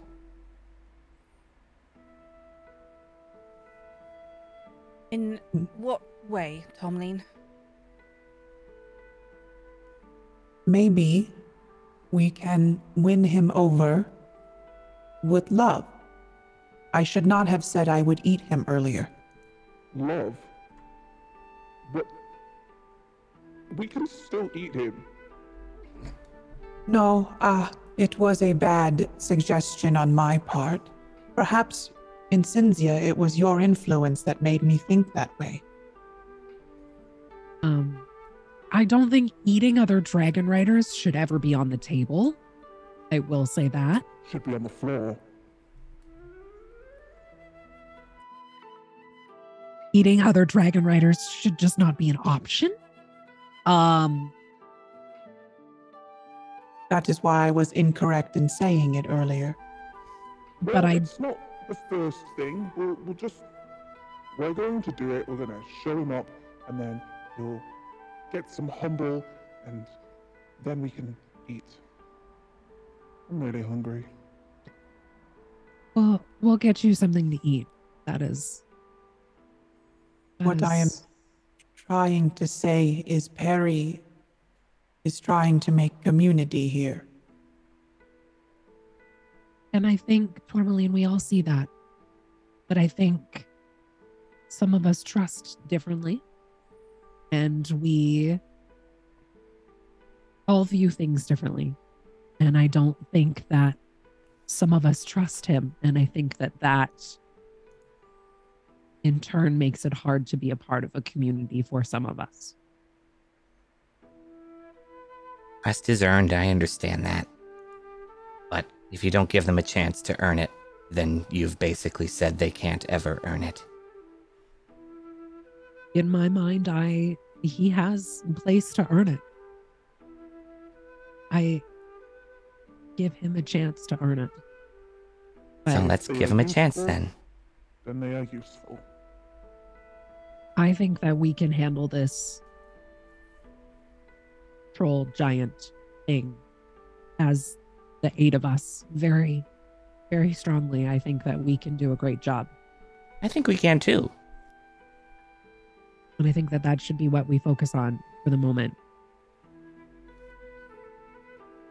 Cass, do you have any ideas on plan of attack? Do I have any... Do we know much about giants? Obviously, I know about the sizing and... Large, slow, powerful, quite tough in terms of resilience. Intelligent? Not even sentient in the terms of being able to speak language or anything like that. Got it. Humanoid, so they look a lot like humans, but the actual nature of them is animal, essentially. So it's something where there's no direct scientific knowledge of where they came from or what they are. The essential and I would say probably Cassandra would and Argent would know this, but it's more religious than you know, so the amount you know will be down to you. But essentially giants and a few other like large monsters are thought to have been created by the creators of all the different religions and, you know, like possible gods and things like that, as a kind of like, we created man, you know, we created the sentient species and put them on this earth and then threw in some weird things as well.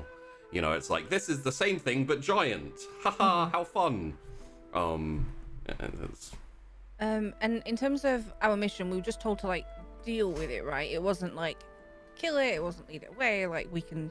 It is open to interpretation. The basic orders are, don't let it keep coming out into the open, because then it's going to get really big and become more of a problem. And it's heading north. It's heading up past Harrow Hold, like it's going in that direction. Yeah, okay, that's fine.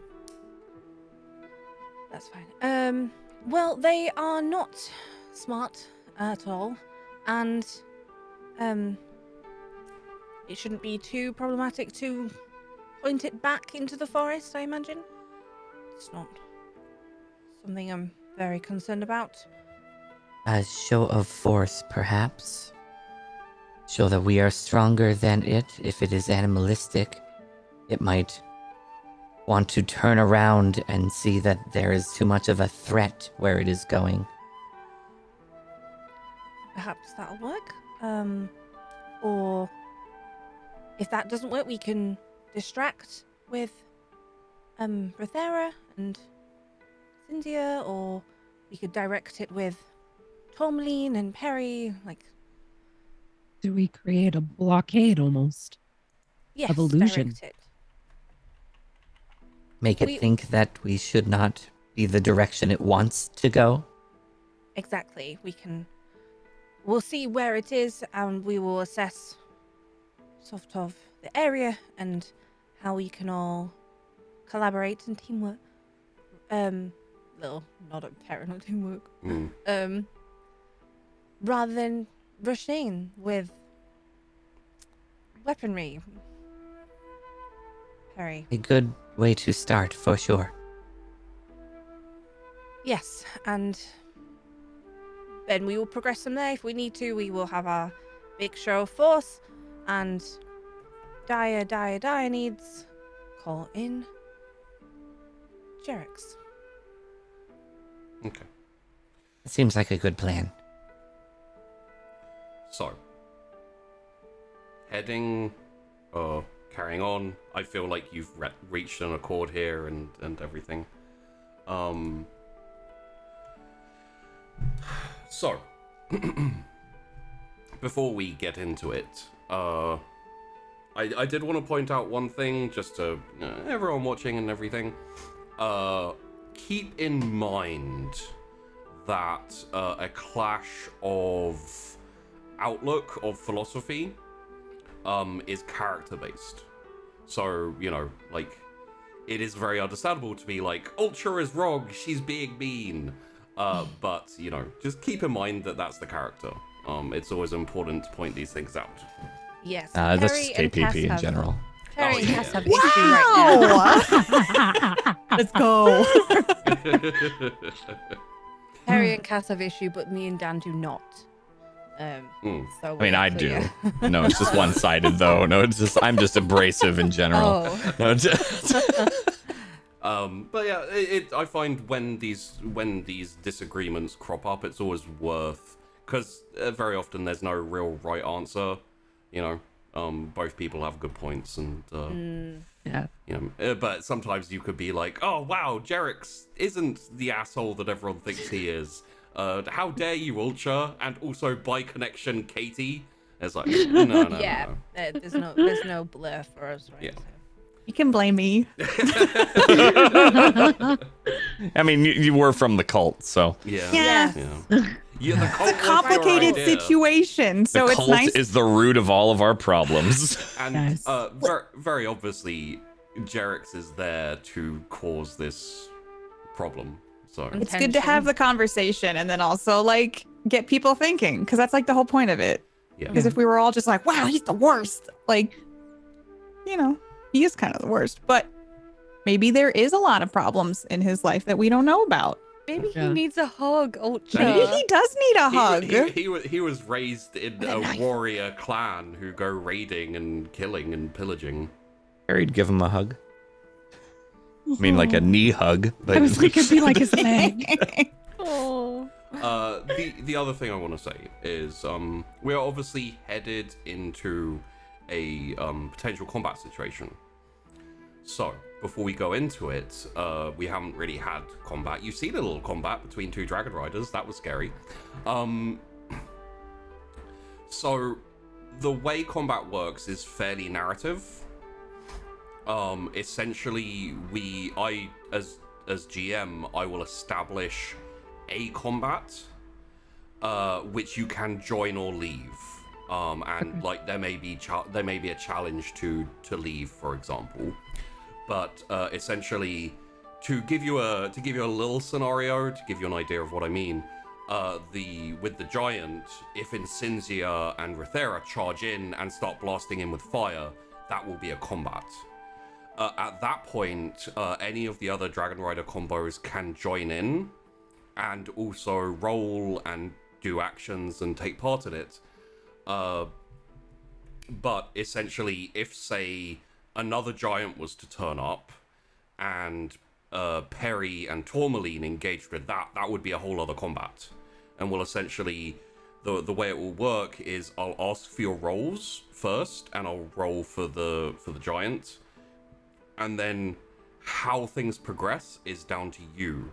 So if you roll martial and the giant rolls martial and you beat the giant, that will be the beginning of the combat, where it's essentially like, okay, how does it go? And then when we find the outcome, it will then be down to you to narratively describe what you do and how, and then we'll figure out, so feel free to go, like descriptive and very narrative with it. Essentially, it'll be For each combat, there'll be 3 rounds of combat, and then we'll narratively figure out how the combat ends, because by then, it'll be very apparent that someone is losing. So, past that, we may stop a little bit to, explain or describe, but that's the general feel of it. For the most part, even if you're out of the combat, you can contribute with your powers from a distance. So feel free to get inventive with that as well. And, it's a giant. So there's going to be a certain amount of, hey, look at us flapping up here. Ha ha ha. Like, do. You fucking crows around an eagle kind of idea. So, what I will say is we rejoin as you are all coming towards what is essentially very kind of, he's got like a little bit of an ogre look, that kind of like lumpy giant, like grr, grr. As he is, it doesn't pay much attention to the dragons as they get closer, because he appears to simply be stomping down through trees, like trees are kind of crashing to the side, and even as you approach him, you can hear from a distance this kind of like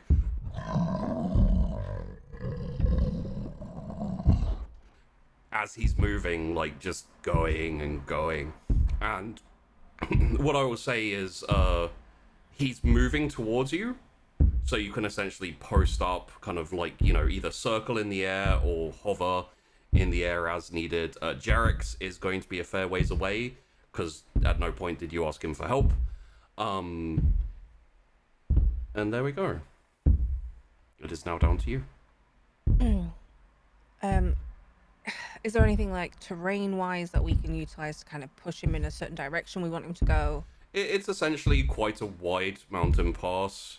You've got a lot of distance between the two kind of like hills and mountains as they start to go up, and there's just a lot of forest with a few kind of pathways that goes through. He's not using them, he's just crashing through the forest, but he's making a new pathway. Yeah.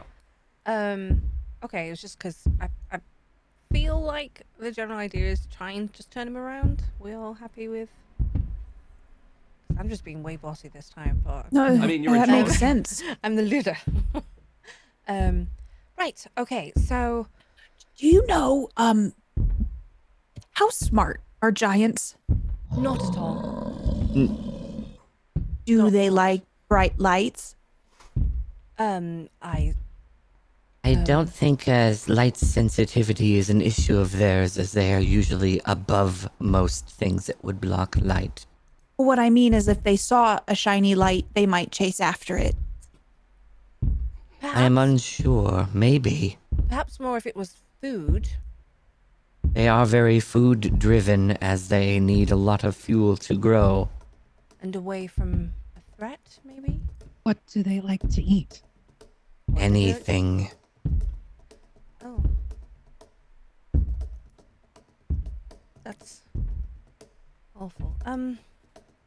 I do believe they have cleared forests before with their hunger.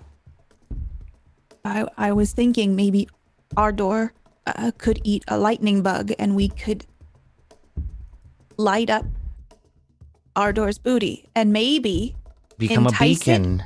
A beacon, yes. That could be a good distraction, especially if perhaps maybe an illusion to show that it looks like a bright piece of food.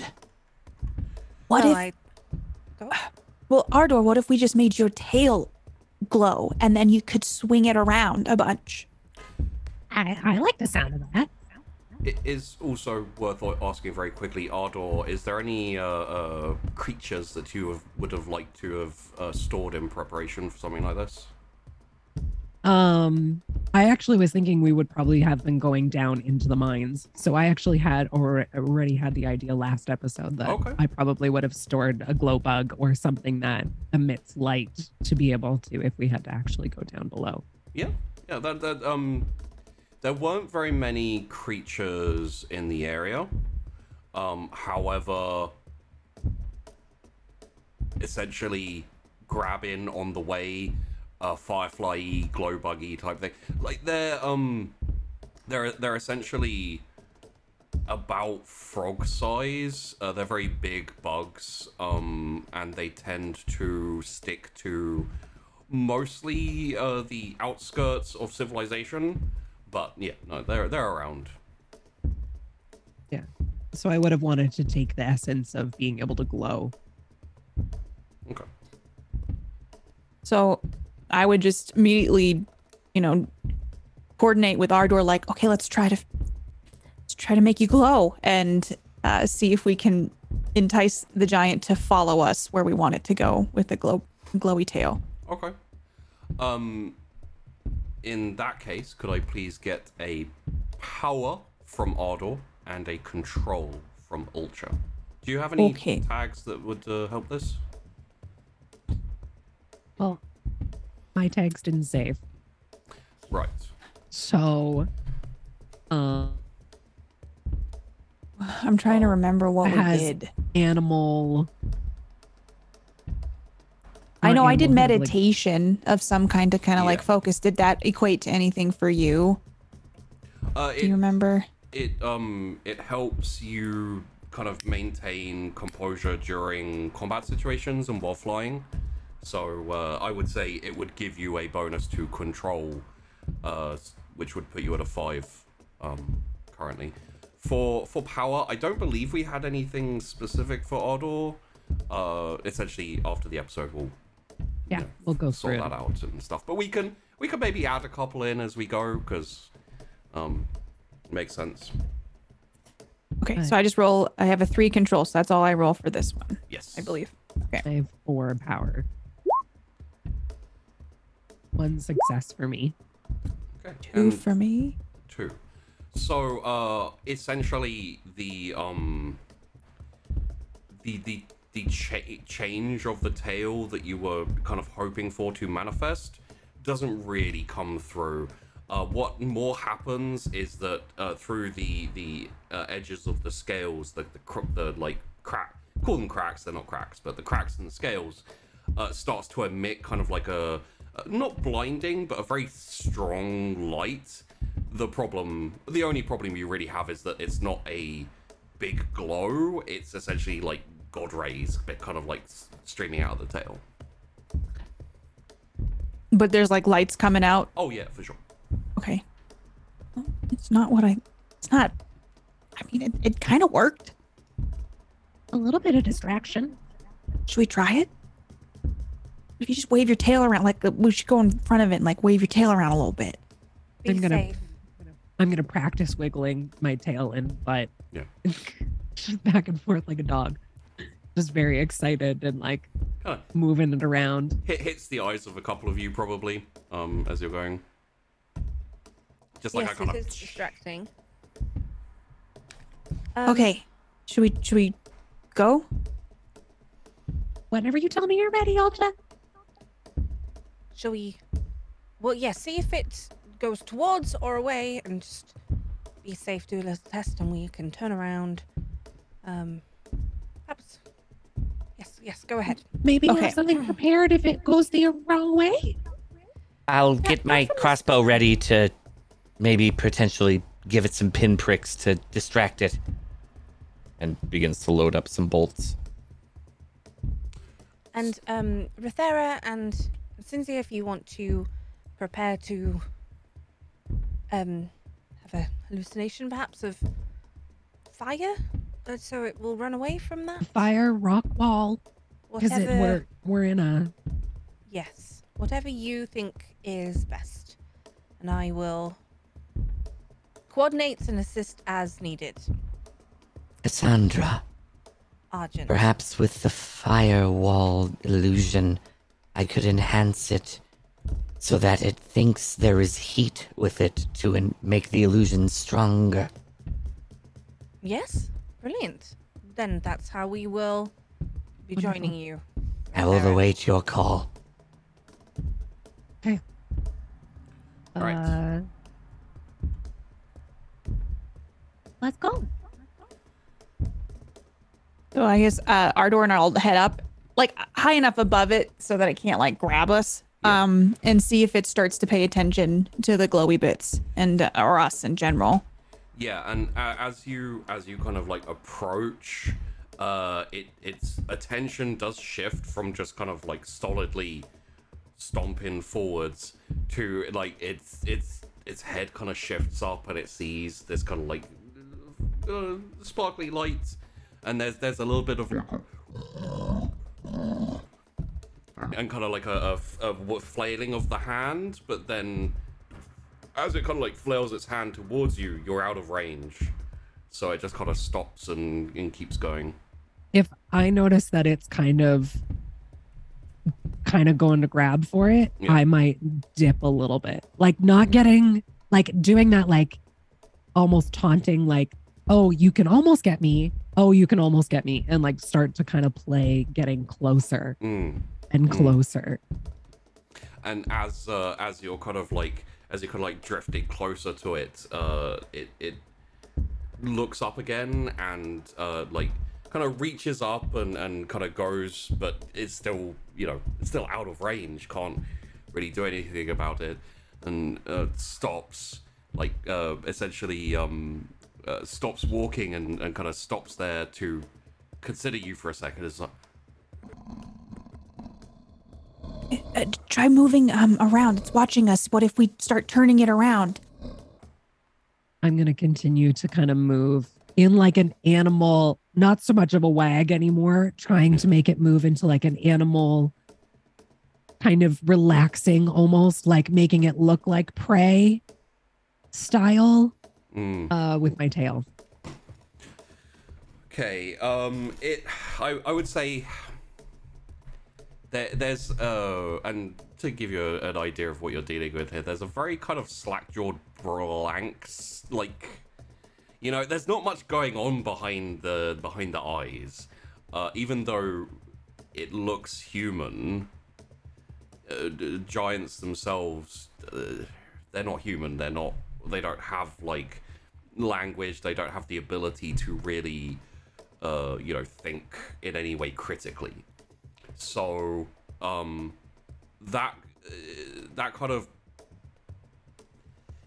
it's essentially like I think the best way to describe it is like if a firefly kind of like poofs in front of your head and is like there, you're like, oh, pretty, and then you're like, and he starts walking forward again, and in kind of like a that's aggravating, but it's not a threat or of interest. It's kind of dismissed from his mind as such as it is. Well, I don't think we look tasty. Thought this would work. Well, Yeah, if they but eat anything, like what does that even mean? Like what would be the tastiest thing to a giant? something big and easy to grab, like a warthog. Do you have a warthog on you? Or did we pack one? I don't remember what we packed. I don't think we packed one. You didn't pack the warthog? No, we forgot the warthog. With one of my heads, can I look down and see if there's any like animals running away from all of this moving area? Yeah, sure. We'll go with the 5 success tag, the 5 and above, just because you have your. But I would say give me a resolve. One success. You're quite high up. Just by dint of staying out of the reach of this giant. Looking around with all your heads and just kind of, I would say you can't notice too much of anything. You see, I'd say in the forest you definitely see some like little shakies further away that indicate that there's probably things out there. They don't seem to be running away from said giant though. They're just kind of like a little further away, somewhere down there in the forest. Maybe if we go to the firewall, we can find something else more tasty. Yeah, Cassandra, it obviously didn't work. Okay, keep trying. And Rethera, you're up. Okay, and Cynthia, you ready? Let's go. Argent, you ready? Cass? I am ready. Okay. Yes, I'm ready. Ready. And then I will lead down creating a wall as far as we can, basically within its sight. So essentially, you want to create a blanket of mist. Yeah. Okay. I will say,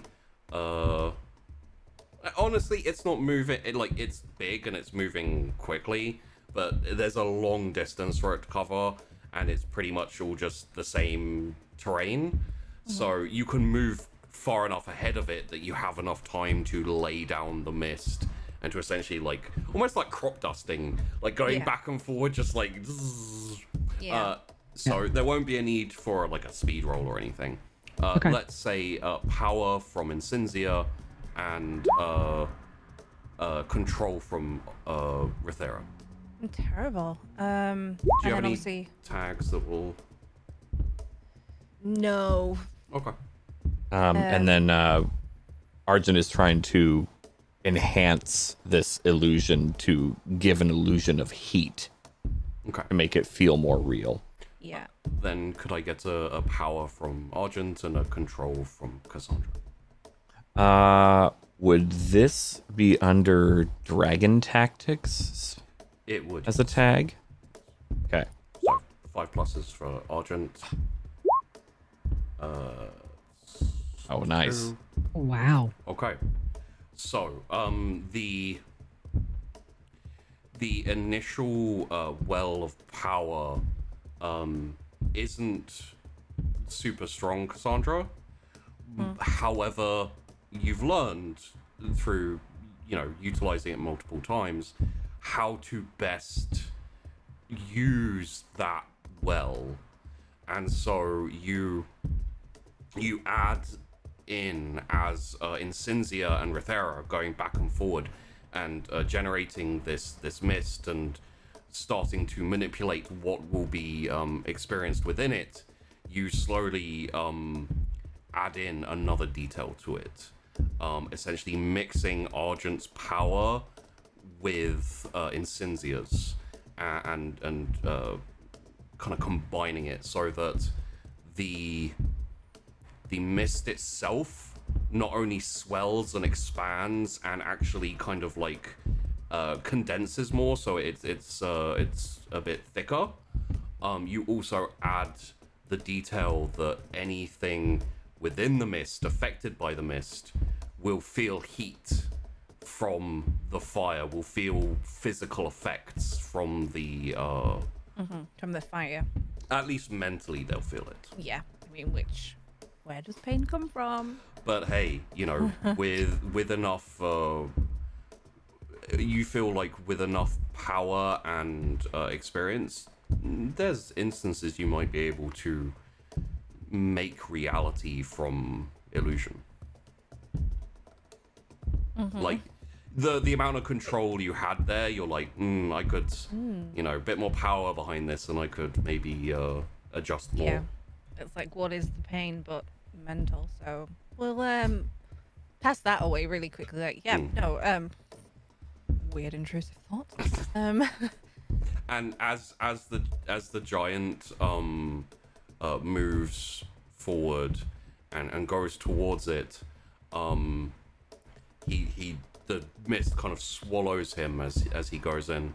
Also, as a sidebar, if Incinzia and Rethera, if you want to be inside the mist, it doesn't affect you, and you even outside of the mist, you have a decent kind of intuitive knowledge of where things are and what's happening, even if you can't see them. It's basically your territory, your domain. I would have probably latched onto a tree because we've got to try and rest when Yeah. we can.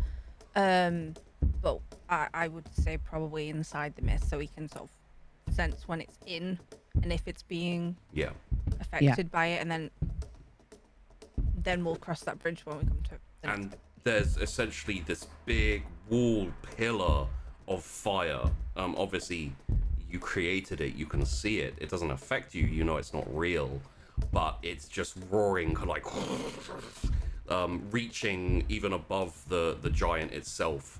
Very forbidding and very foreboding. And as the giant moves towards it, it again like slows down to a stop. You can hear this kind of like echoey like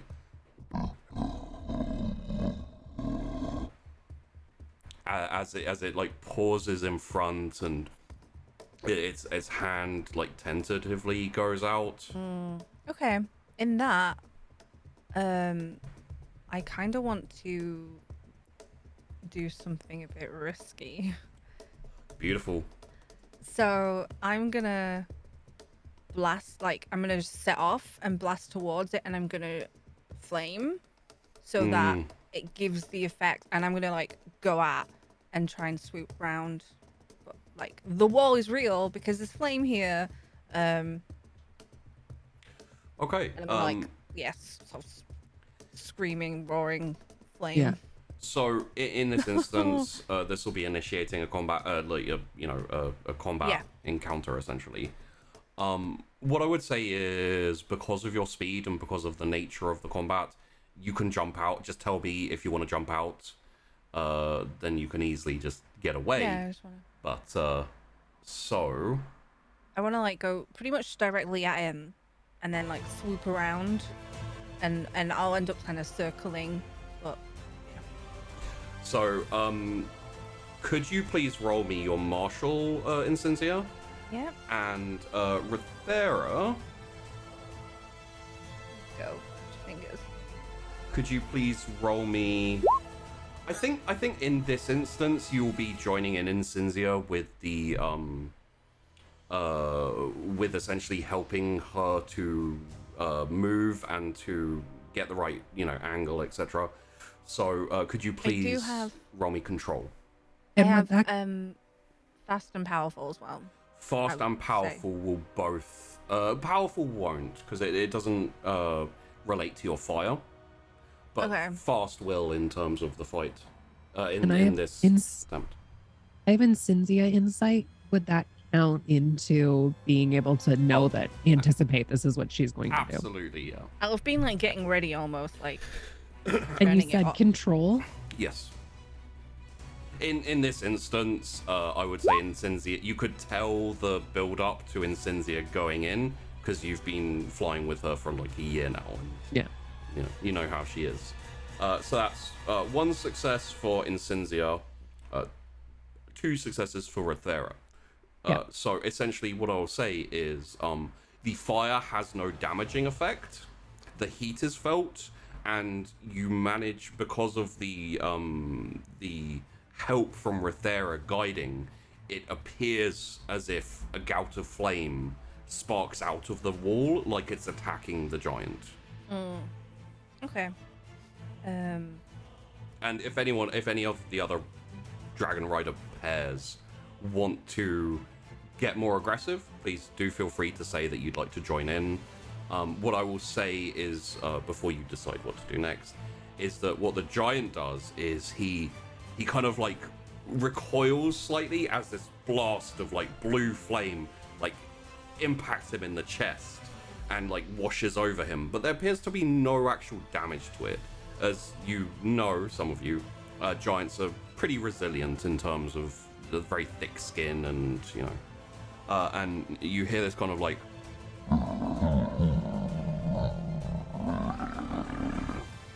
as he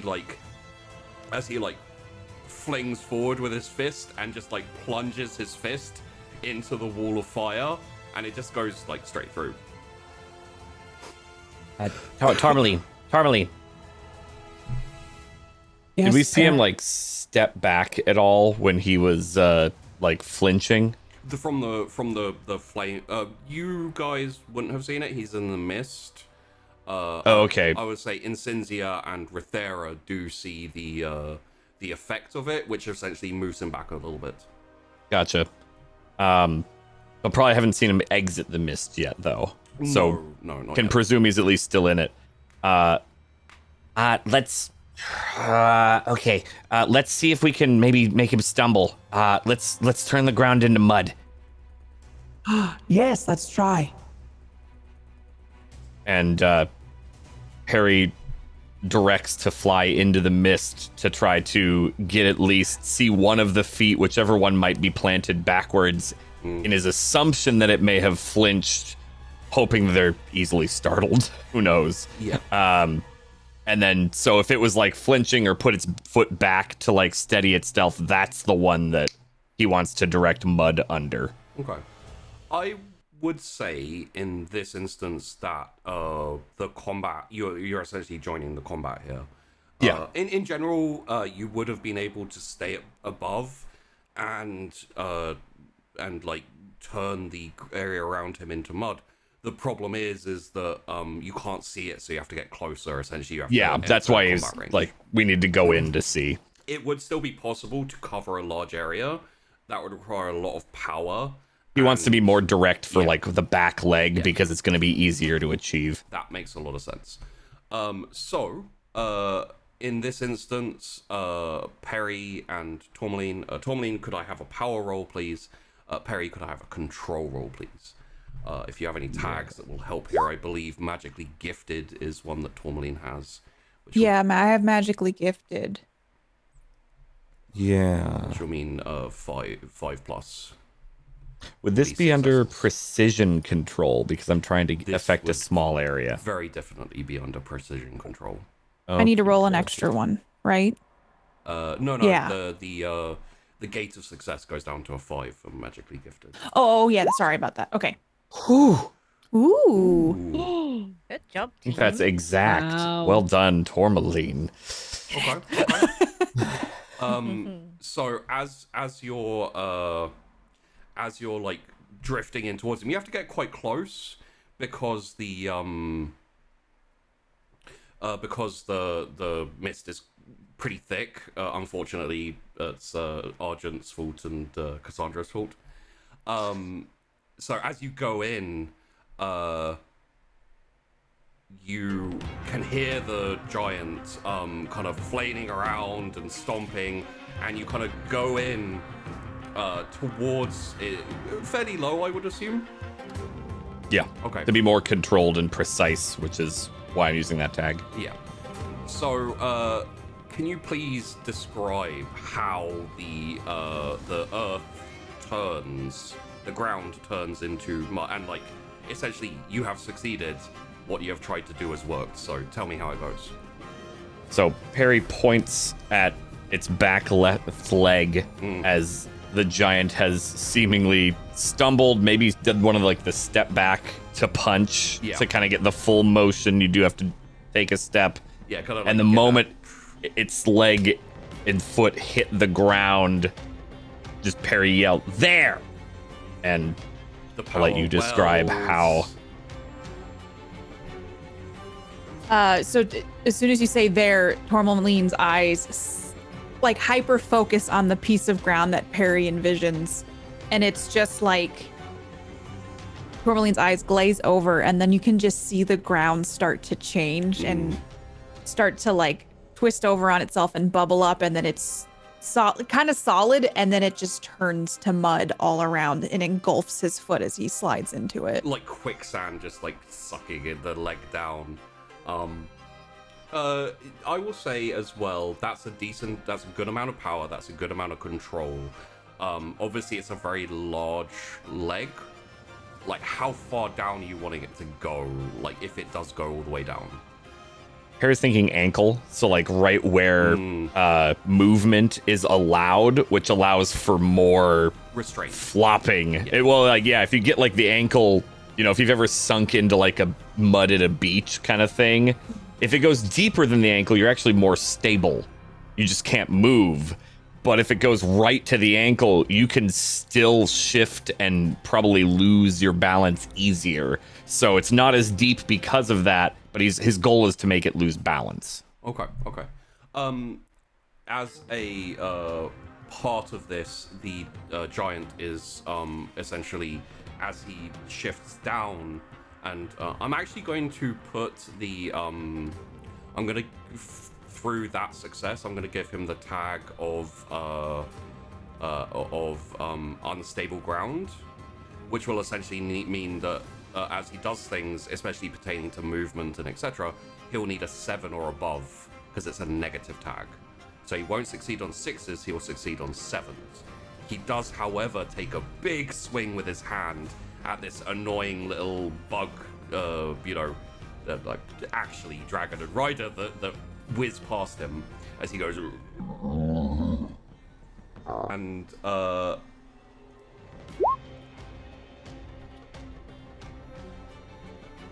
Holy shit. Okay. Oh so my gosh, Chibi. that is 4 successes. So what I'm gonna need from both Perry and Tourmaline, I am going to need martial rolls from both of you, please. Oh boy. Okay. And if you have tags to help, you should use them. Yeah. I have a stamina tag. Does that change? Stamina would work more if you get hit. Okay. This is more of a maneuver out the way type thing. Yeah. So I have 2. So Dragon Rider sorry. potentially. He also has the slow tag, the giant, which is a negative.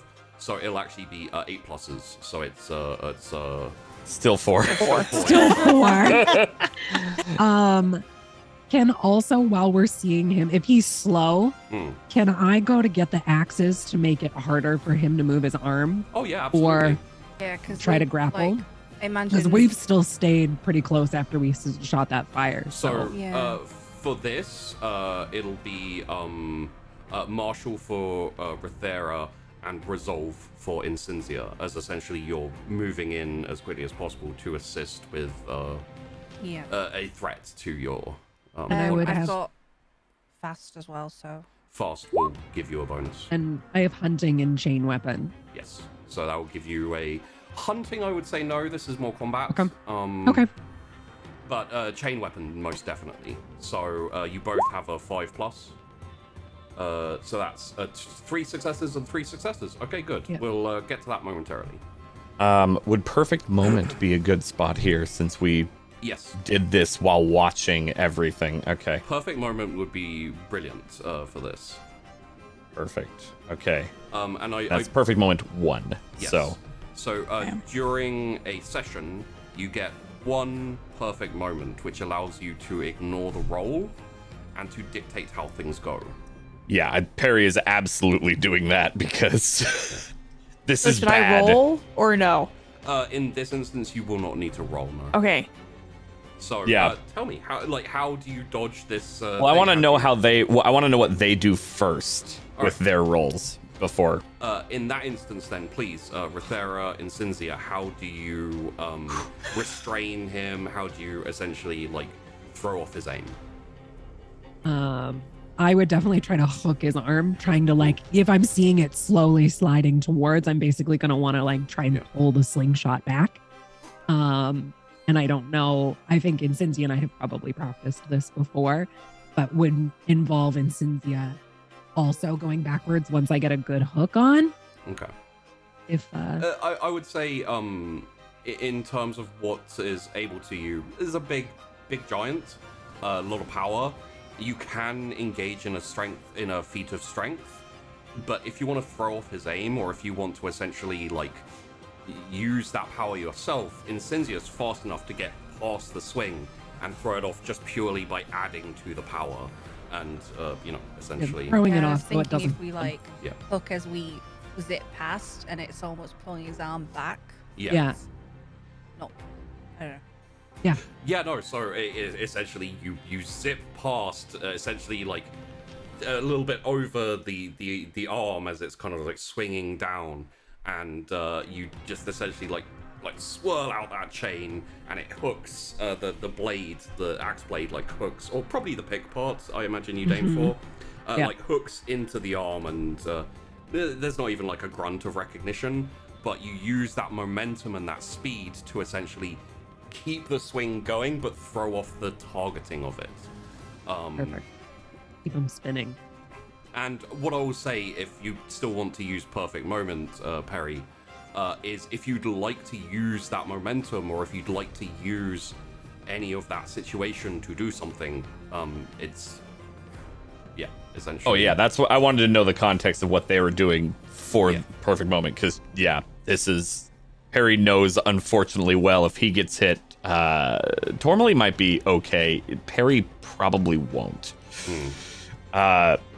So seeing the hook go, seeing the arm swing down at them, and it looks like it's probably going to connect, he just does a quick crossbow bolt.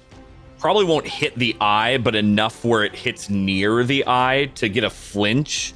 Hey. So with the arm pulling back and the flinch, hoping that's just enough to dive and duck under the arm and get out of the way. So you're using a once a session thing that has been assisted by the other pod members. If you want to essentially fire a couple of crossbow bolts into the eye, that will hit, because it's absolutely then. Yeah. Then so he's aiming for the eye, hoping to disable it, or at least make it a lot harder for it to aim like that. It's not going to blind him. It is much more similar to like getting an eyelash in your eye, that type of thing. But essentially, annoying, harder to see. Yeah. Essentially, what happens is the giant, after kind of like punching through the fire and being like, oh, this is nothing, at least as far as it can tell, is now restrained in the mud and has a chain kind of like pulling its arm back as its momentum carries it past where it intended to go, and is left in kind of like a vulnerable open position with multiple like things distracting it. Perfect moment for Perry just to raise that wrist crossbow and fire darts that just go directly into the eye, and there's kind of like this as it starts to like blink and to kind of flail around a little bit more. Pardon me. Rithera, if you'd like to disengage the chain, you can, or you can engage in essentially a power, trying to restrain its arm. Did I get a sense that we would be able to overpower it, or did I get a sense that it would we'd probably need help? So, giants are big and strong. You are a dragon rider and dragon. You are also extremely powerful. So, it's hard to gauge because this is one of your first encounters and your first encounter with a dragon. So it's a little bit open, but I'd say you have a decent chance, you imagine. I'd probably like to try and keep the chain. Okay. And see if there's something that I can attach it to. All right. And like almost bolster it down. In that case, as he starts to flail around, I will roll for him. He has unstable ground. He has what we will essentially call partially blinded. He has slow, so that's going to be a I think that's a 10 or above in terms of negative tags. However, he does also have strong, which will make it a 9 or above. So that's 2 successes. In this instance, I will require a control from Rithera and a power from Incensia. No, sorry, a martial from Rithera and a power from Incensia. I do also have powerful and fast, so I can try get to the things she's wanting to attach to. Or... yeah, powerful and fast will both help here, so that will be a 4+ success gate for Incensia. I don't have chain a lot weapon. Chain weapon. Is it power, you said? Powerful, sorry. Oh yeah, yeah, power. Not a roll. Those are 2 10s, but 2 successes. Yes, it would be a power. Essentially, power works for both your magical power and also when you are doing something strong or Good. Oh! Nice. Okay. Ooh. So, you have again, on overpowered the giant. Essentially, when you're using your power, when you're using your ability, your magical power, it is a collaborative effort, but you are essentially utilizing and kind of working against each other, in the sense of one produces the power, one produces the control, and if one's too big, it can adversely affect the other. When you're fighting like this, you're both working together, so you have a pool of 5 successes. It's not, you know, individual in this sense, which is why Dragon Riders are so strong, because they work together, and it makes them more powerful than things like giants, who can only rely on their own strength. Right.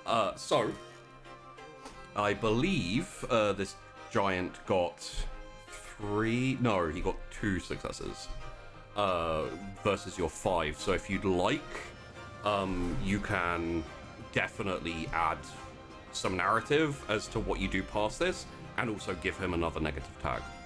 Yeah, absolutely.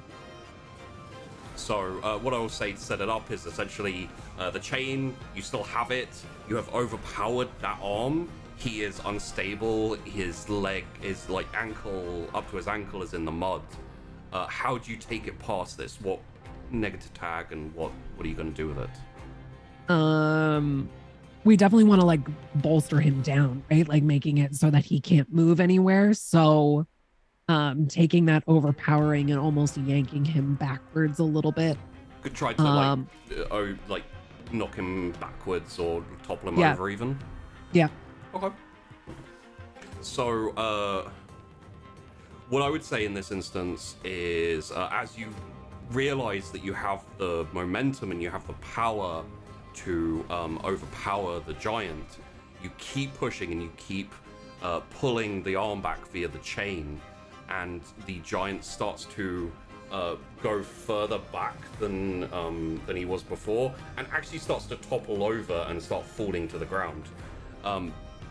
As Perry and Tourmaline move away, you can essentially disengage the chain or however you like, but I think narratively I'll add the negative tag prone. It'll be temporary. If he manages to get up, he manages to get up, but it'll be another negative tag. Okay. You are still in combat. I would say we've probably gone through 2 rounds of combat, so the next one will probably be the last one. Although I feel like at this point he's mostly a little bit screwed. You could see how the system could stack up against you quickly. Well, I'm not staying like in one place obviously at all, so it's to Rithera if she disengages now. I would disengage knowing that like we've got him down at least, and knowing that there are others that can come in and help with. In that case, I will open the floor. Perry, Tourmaline, you are still engaged technically in the combat, but with him prone especially, you can leave and join as wanted. Would any of the other Dragon Rider pairs like to join in or do anything additional? I would, as Ultra, I would, tap on our door.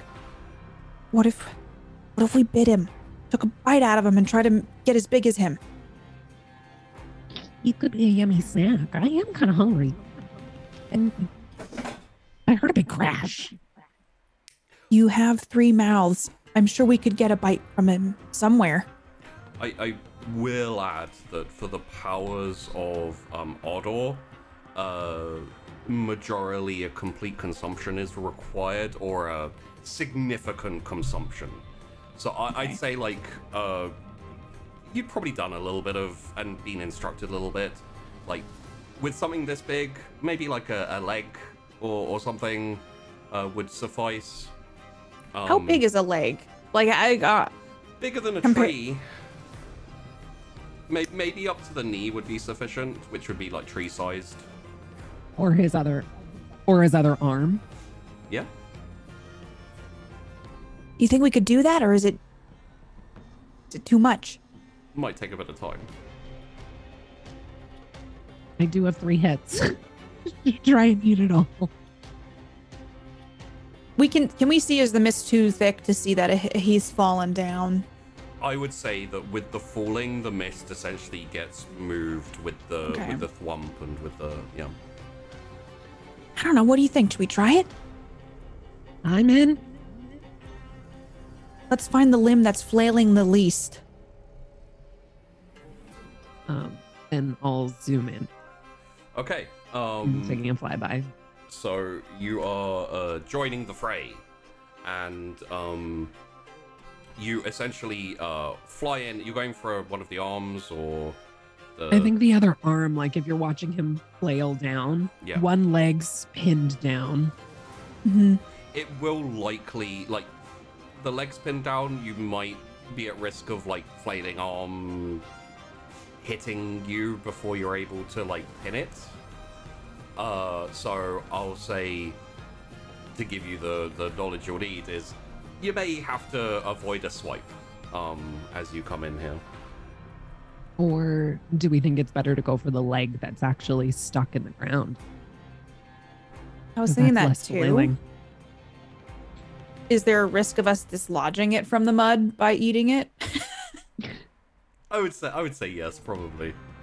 If the leg is no longer there, it probably won't be trapped in the mud anymore. Well, what if we gave it just a little burst of a flame to kind of keep him at bay, and then keep in mind that he has a lot of negative tags, and you are very powerful. So he might have a lot of dice, but so do you. And you don't have the negative tags that he does. So it's good to be cautious, because if he actually hits you, then it would probably hurt. But at the same time, it's getting more and more difficult for him to do anything. You know, there's probably a little bit of like a. If we take an arm, he can still run away. If we take a leg, we have to transport him. I mean, I'm probably watching Ultra and Ardor flying. Like, the hell are they doing? Ardor's still doing the prancing with the legs as she flies down. I don't know. I guess like how flailing is the arm? Like, what do you think? Can we get that? His arm's moving quite a bit. I don't want to get hit. I don't want you to get hit either. Can one mouth maybe lock on? What if you blew a little fire like in 3 different directions, and so, or towards one direction, and he swings towards that, and we can kind of swoop under and. Yeah, because I think I can only shoot fire with one mouth. Okay. At a time. Okay. What if you shot that in the opposite direction, and once they start reaching that way, we can swoop in and take a bite? Sounds great. Because it does seem like the light does affect him in some ways that he might. He noticed it. Yeah, like maybe this is some like a little bit of light, and then when he starts reaching for that, we can take that as an opportunity to. I mean, if you want, you can just hit him point blank in the face with a flame blast, or I'm gonna leave that up to Ardor for just like whatever kind of flame Ardor wants to do. Ultra's down for.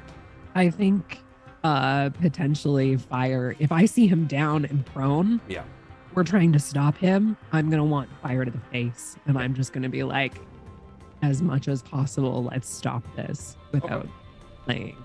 In that case, can I please get a let's have a look here. Yeah, could I get a marshal from Ardor, and I think a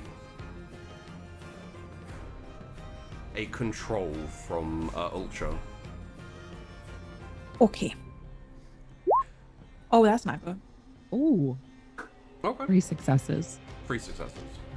And I will roll for him. He is prone. He is slow. He is restrained. Well, he's on unsteady ground. Yeah, this is gonna be 10s. None. So what I will say is, I feel this is essentially the final blow. that ends the combat. Now, there is no hit points. There is no outright decision from me as to how the combat ends. We essentially, if you wish to cook this giant alive, you can. If you wish to, at this point, I'm going to give me a second here. Just gotta get out of the combat music so it doesn't seem quite as stressful. Dire. So, when the combat finishes, that is down to the dictates of the victor. So you can all have a say in what happens. I will say in this instance, Ardor especially, but also Ultra to a degree, can dictate, you know, especially the fire, how that ends it. Now, if you want to say, like, the fire scorches and scares it so much that it runs away, that's how we'll play it out. If you want to cook its head so it dies and then steal its hand or arm to consume so that you have giant traits with you for the future, you can do that as well. You are the victor, so.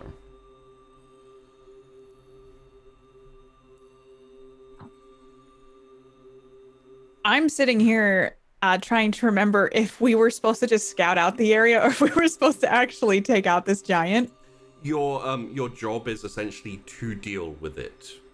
Okay. The job of a dragon rider is to protect people. Mm-hmm. You can translate that in, and this is one of the dangers of the dragon riders. You can translate that how you like, because essentially, if you go back and say, "We killed the giant," they would say, "Good. That means it's not a threat anymore." If you say, "We chased it away," they'll say, "Good. You dealt with the problem." Like there's, you know. Okay. I probably would Ardor want to kill it, the giant? I was about to ask, how does Ultra feel about killing animal or killing things? Like, because I feel like Ardor is going to pick up on Ultra's also core. This is what I was thinking, and you can be like, no, I don't think this, but like going in, not thinking we're going to kill it, but then we do. That's so power. Going in like, oh, we're just going to do this little thing we came up with, and then realizing after you blast it to the face, like, oh, we killed it. So kind of one of those things of not realizing it until it's too late. Not realizing the power that we have. Yeah. Could I add a little narrative extra to essentially you killing it? I had a thought. Okay. Based on the critical that Ardor rolled.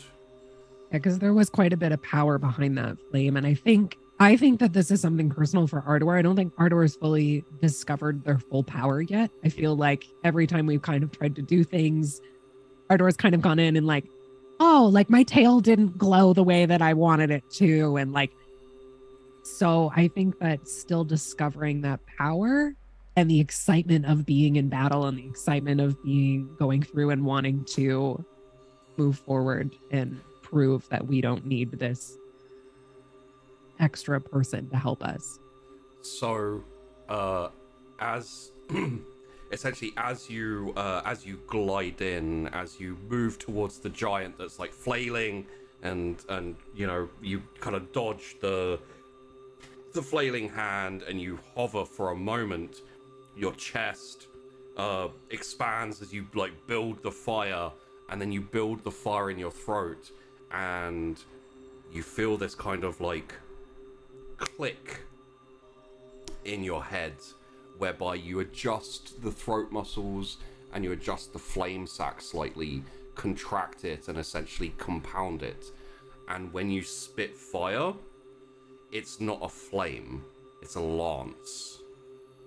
And this, like, almost like a lightning bolt of, like, condensed fire flies through the air and impales the giant in the throat as it starts to gurgle. And you see this, like, really, condensed, like, vibrating lance of fire hang there for a second, like impaled the throat, and then it just, as it explodes in all directions, essentially decapitating the giant. The way that I imagine this is like, it's like, yeah, like we're going into this, and it's just like, woo! No! And then the immediate, like, after you shoot this lance out, and then just the realization of what just happened, like, it's so fast that it's instant stop as well. Like, just I think like, that, So, yeah, no Ardor, sound, like almost like no sound, just like that whole like, what? Ardor, if you'd like, you can add the tag. Let's call it Flame Javelin.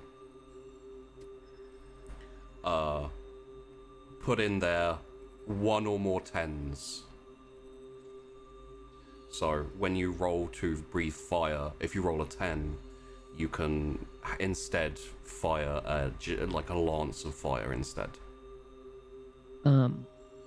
okay. Sorry, I didn't mean to interrupt that. No, that's okay. I feel like Ulcha, you would feel Ardor just kind of like that'll happen, and the instant like everything would settle. There'd be no moving feet. It would just be like complete and utter silence and wing flaps of like just kind of that moment of silence of what just happened. Like not going in to eat, not anything. I think you'd sense that Ulcha is there, but also not there at the same time. Like looking at what just happened and then in a way dissociating from it and staring through it versus at it. And she like Ulcha doesn't say anything. It's just silence, but it's not like a judgment towards Ardor, just kind of like trying to process what just occurred. And I think Ardor feels exactly the same way and almost like shocked by their own power. And then you would start to hear some deep breathing on your back, like the meditation trying to like recenter, because I think Ulcha's starting to feel like that panic kind of start, and then starts taking a deep breath and trying to come back into the present moment. And then you just feel a hand on your back and trying to have you breathe with her, like the deep breaths, like at a time. And a head would just come back and like support you. I don't think there'd be breathing yet, but I think there would just be that connection of one of the heads just not like almost hugging you, of just kind of like, okay, that just happened. You also, after a few moments, kind of hovering there and just taking a moment, the connection between you both, you feel a rush of wind close by you as Jerix pulls up next to you, having come here and joined in. There's a moment of quiet, and then reasonably softly you hear him say, "It is important to know how strong you are." As he moves away instantly and alights near the giant. You're still quite close by, I'm assuming.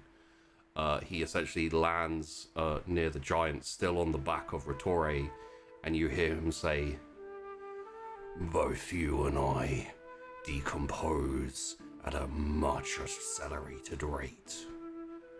As he says that, the giant starts to crumble, to turn to dust, and then the entirety of him turns into a skeleton as the fleshy parts crumble and basically get picked up by the wind and drift away.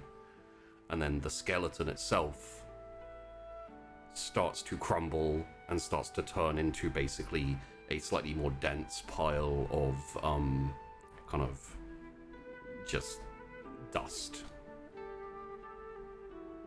I imagine like we've kind of wound down Ardo and Cassandra at this point. Yeah. obviously saw everything from on high. Yeah.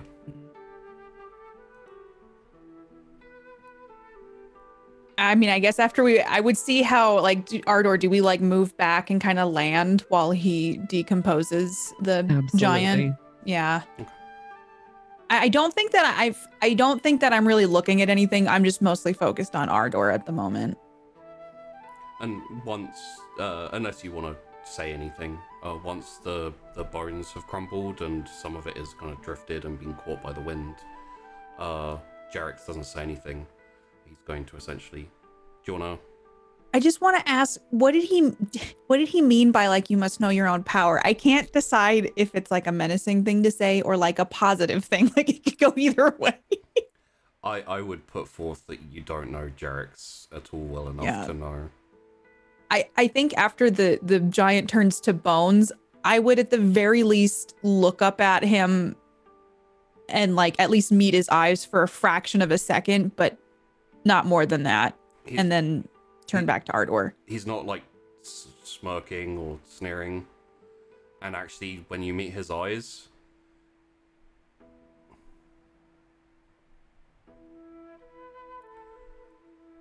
well done, Barn. And then he'll take off and with Ratori. And essentially, he's not hanging around with you guys anymore. You can see that he's headed back home. Okay. I think when he says, well done, Bon, I think at that moment, probably like shakes out of that little trance that I'm in. And then I start patting Ardor on the back and just look around at everybody else. Yeah, Perry's probably landed now with Tourmaline next to y'all. All congregated. Yeah, you'll land down, and I would say two things.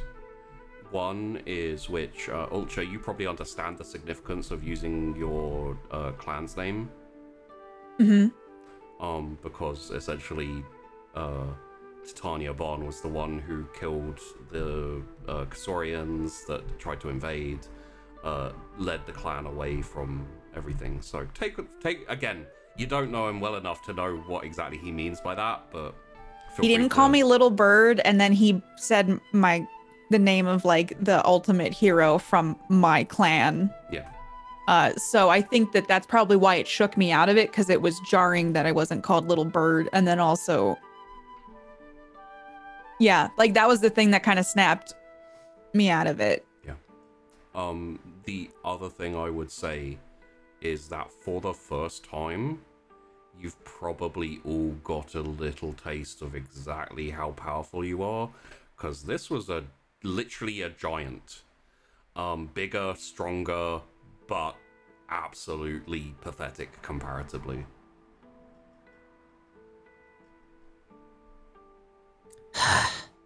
That was kind of intense. Yes, we all did very well. See? Good job, everyone. It's good. Good teamwork. Ultra, that last blow that Ardor did. It's really focused. Has that happened before? No, that was the first time. I guess today was the day we learned something new about ourselves. Were we supposed to decapitate it? It was a quick kill. Better than suffering. Yeah. Definitely better than suffering. Could have been worse. The plan was to turn it back, but we dealt with the problem, which was the main first objective. So, no, but that's okay. I don't know if we could have. It didn't seem to be very keen on turning around after all of the attempts. I think we did what we had to do. We've learned about giants today. Mm-hmm. I agree. I am proud of you, Ardor. And just kind of pet your scales a little bit. Thank you, Ultra. That was kind of cool. I feel like we make a pretty good team. I look at everybody. Too.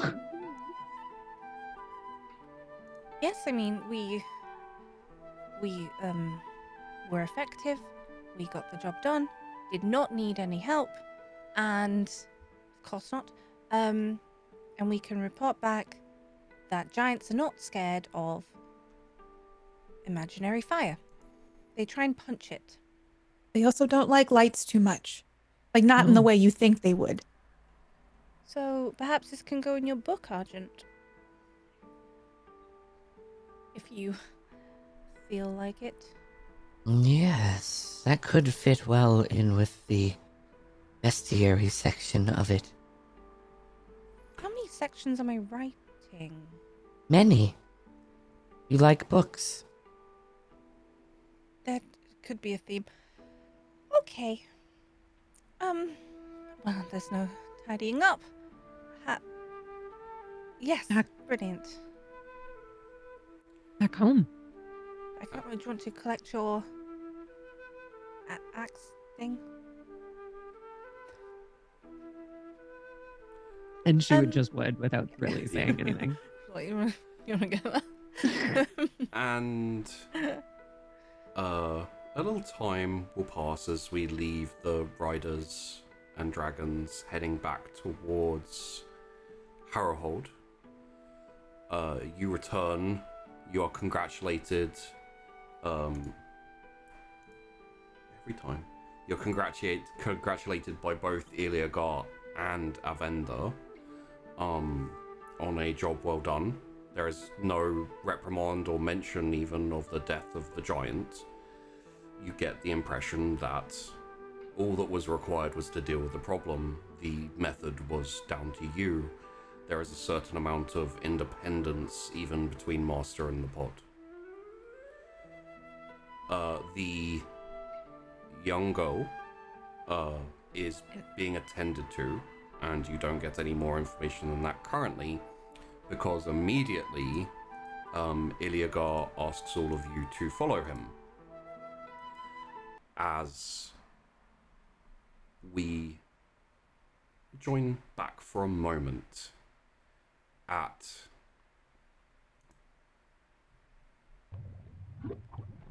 the Talian tar pits. Iliagar has told you that you all deserve a reward and a break. And the tar pits are a perfect place for the dragons to relax. And we will join back there at the tar pits next episode. Each episode. Yeah. Beach episode. Beach. Go to the beach. Cassandra's gonna hate it. Well, what isn't truly hated by Cassandra? Yeah. Truth. Perry has been added to the list today of oh boy. You didn't like Perry challenging your opinion. Saying that I'm terrible at combat, wow, and that I'm worthless. That was read into far much. Yes. Knowing Cassandra, are you surprised? Yeah. I'm not good enough. I'll show you, mother. Oh no. You didn't say I'm perfect at a thing. How dare you? You Perry nearly made Cassandra cry. Perry. Perry just wants everyone to get along. Perry's just like, why are you being mean to people you've interacted with twice? Establish dominance, Perry. The main thing I'd like to comment on is it was very cool how you were all very hesitant, because once you saw the giant's like massive swing with all that power, you're like, oh crap, this might be a bit much for us to handle. And then you started like testing things out and seeing seeing how you did, and it's like, holy shit, we're powerful. Wait, we can do all these things. Yeah. So did you guys enjoy a little tussle with a giant? Yes. Oh yes. Really cool. I wasn't expecting the killing blow, but I looked over and I was like, that's a couple of tens in there. That's that's a lot of power and a lot of things. I was like, a little evolution, a little growth during combat is something that happens fairly often. So I was like, add a little tag in there, something that you can That was really utilize. And yeah, I think the only other thing was just the philosophical wall between Ultra and Jarex, which is just I mean, it sucks. I mean, it's coming. It's not Katie obviously doing this. It's Ultra. Like, I grew up in a cult, and these people are the worst. And now he's been mean to me, so it's just reinforcing everything that I learned. Yeah. Mm-hmm. So it's like Katie would be like, I gotta give him a chance, but Ultra's just like, this isn't. Ultra's doing the best she can, and I think because everybody told her that she was in a cult, that's like the only reason she was willing to try to like build a little bit of a bridge. Right. I think the other problem is that, like, Ultra, all of the characters are still kids to a certain degree. They're also have very different circumstances and stuff. I think the core problem is Jarex is literally an antagonist to Ultra in the sense of everything he does irritates her. So even if she is calm and like we all have our kryptonite, and that's like Ultra has good Zen, but the kryptonite to that Zen appears to be Jarex, which there's always like someone in your life where you're just like, we just don't mix well, and that's exactly like that. This person brings out the worst in me, and that's Jarex to Ultra. Yeah. So and he doesn't help himself. Like, I think we could all agree that he is aggressive. He is like snarky and kind of he's a bit like a human version of Insidia, except for the asshole version. Wow. Yeah. When I think Perry said something that Insidia was like, well, that's not the point. I'm allowed to do that. That's not even slightly right. What are you talking about? And I was saying, like, he's so rude, he's so arrogant. And Cynthia's like, hello, standing here. And Cynthia was saying that, like, no hint of irony at all. Yeah. It's to give you a little bit behind the scenes extra info. If you'd have asked Jarex for help, he would have. What he'd have done is he'd have flown right up to the giant and said, neither you or I can see. And he'd have just blinded him like that. Wow. He's too good at things. We do not like yellow dragons are scary. As long as they can take the power that they enforce on, the rules that they enforce on both, they are like, there's a reason why they got sent out first. They were one of the first to go on patrol and stuff, is because they literally, that team especially is very much geared towards, they would be very good at fighting dragon riders and dealing with them, with the yellow and the sky blue, depowering and also enforcing rules and stuff. It's kind of let's have a little chat about all of these lovely people who've come here today to play both dragons and dragon riders. We'll start off arbitrarily as usual. You know what? Let's start with Dan. Hello. And also Perry and Argent. Yeah. Well, hi, I'm Domestic Dan. I played Harry and Argent today, and that was fun. Poor Perry just is so used to trying to be a mediator with his upbringing, and seeing three people being like, that one person, we all don't like them. Apologies. I actually have a tag for Perry. Just purely because of how this episode played out. I feel like it was very narrative and RP important. I was going to say patience.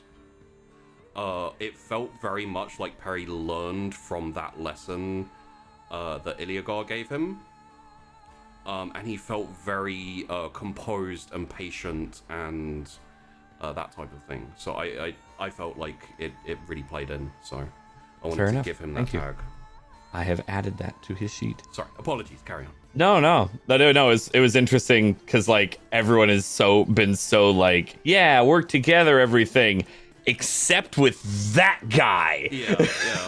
And so Pear's just kind of like, what the hell is going on? Why are you all like, yeah, he's an asshole. I'm not denying that, but y'all are kind of doing the same thing. And so he was just, it was just interesting playing out the shock of like, y'all see you're being hypocrites, right? Like, what? Yeah, I know he's mean, but like, you're not being better than him. Oh, so yeah, it was fun. That's my cons. But yeah, I'm domestic dad. So that's my outro. Okay. I know that later after this we're doing some Tiny Tina with Katie Peters again. Ooh. And a hot potato to someone else. I'm not gonna go to Katie this time. Oh, okay. I'm gonna go to I'm gonna go to Tash, the one that Perry unintentionally insulted when he was trying to show people of different strengths. And she took it way too directly. Yeah. What do you mean I have a weakness? You're not supposed to ever speak about that. What do you mean? Everyone thinks I'm Tashna. Hello. I play Final Fantasy. I paint minis and have a lotto with Sheepy. That is a little bit behind because I also just got a full-time job. Woo. So, also doing that, which I have too many projects ongoing, but I love them and I will drive myself into the ground. And I was playing Cassandra and Incinzia today. It's been quite interesting to have Cassandra take the lead role and like how she changes when it's just our pod and when there's Derek's or around like having other people. We have to have this front, right? So it's been really fun. She gets so formal. Yes, exactly. It's like, right, well, I am the leader here and we are very correct. It's really fun to play that. And Incinzia obviously is chaotic little aggression witch. So I love that so much. Flying at the face of a giant while bouting flame. So fun. So I hope you've enjoyed that today. I look forward to keep playing. And I'm going to go to Elle. Potato. Ellie, Hi, thank you. I played Rithera and Ardor for you today. I think I still think I'm in shock with what happened and how that ended. And also, that guy's a jerk. I just think those are the feelings that I'm left with today. But it's really cool to see the whole team come together and like everybody battle and like everything that they put into it. And yeah, I have been taking a little bit of time off, but I hope to be back soon. I stream on Twitch, and that's it. That's all about me. Katie. Potato. Hello, I'm Katie Peters Plays. I played Ultra and Tourmaline today. You can catch me on my channel where I'm playing Tiny Tina with Dan in a tiny bit. And then Twitter's Play Katie Play. And I have a bunch of podcasting stuff coming out. So if you want to hear me talk into your ears, that's a way to do that. That came out creepier than I meant for it to. So I'm going to throw that over to Sheepy on that note. Hello, I'm Sheepdog. I run the Wander again. Thank you so much for watching today. We have a planned 2 more episodes. I did say in the tweet it was a penultimate, but we have managed to figure it out where hopefully we will have 2 more episodes. We'll keep you up to date on Twitter and Discord as usual, but it seems likely, which is great because got a little bit more to go. And yes, if you have any interest, there's a new show starting up on Monday.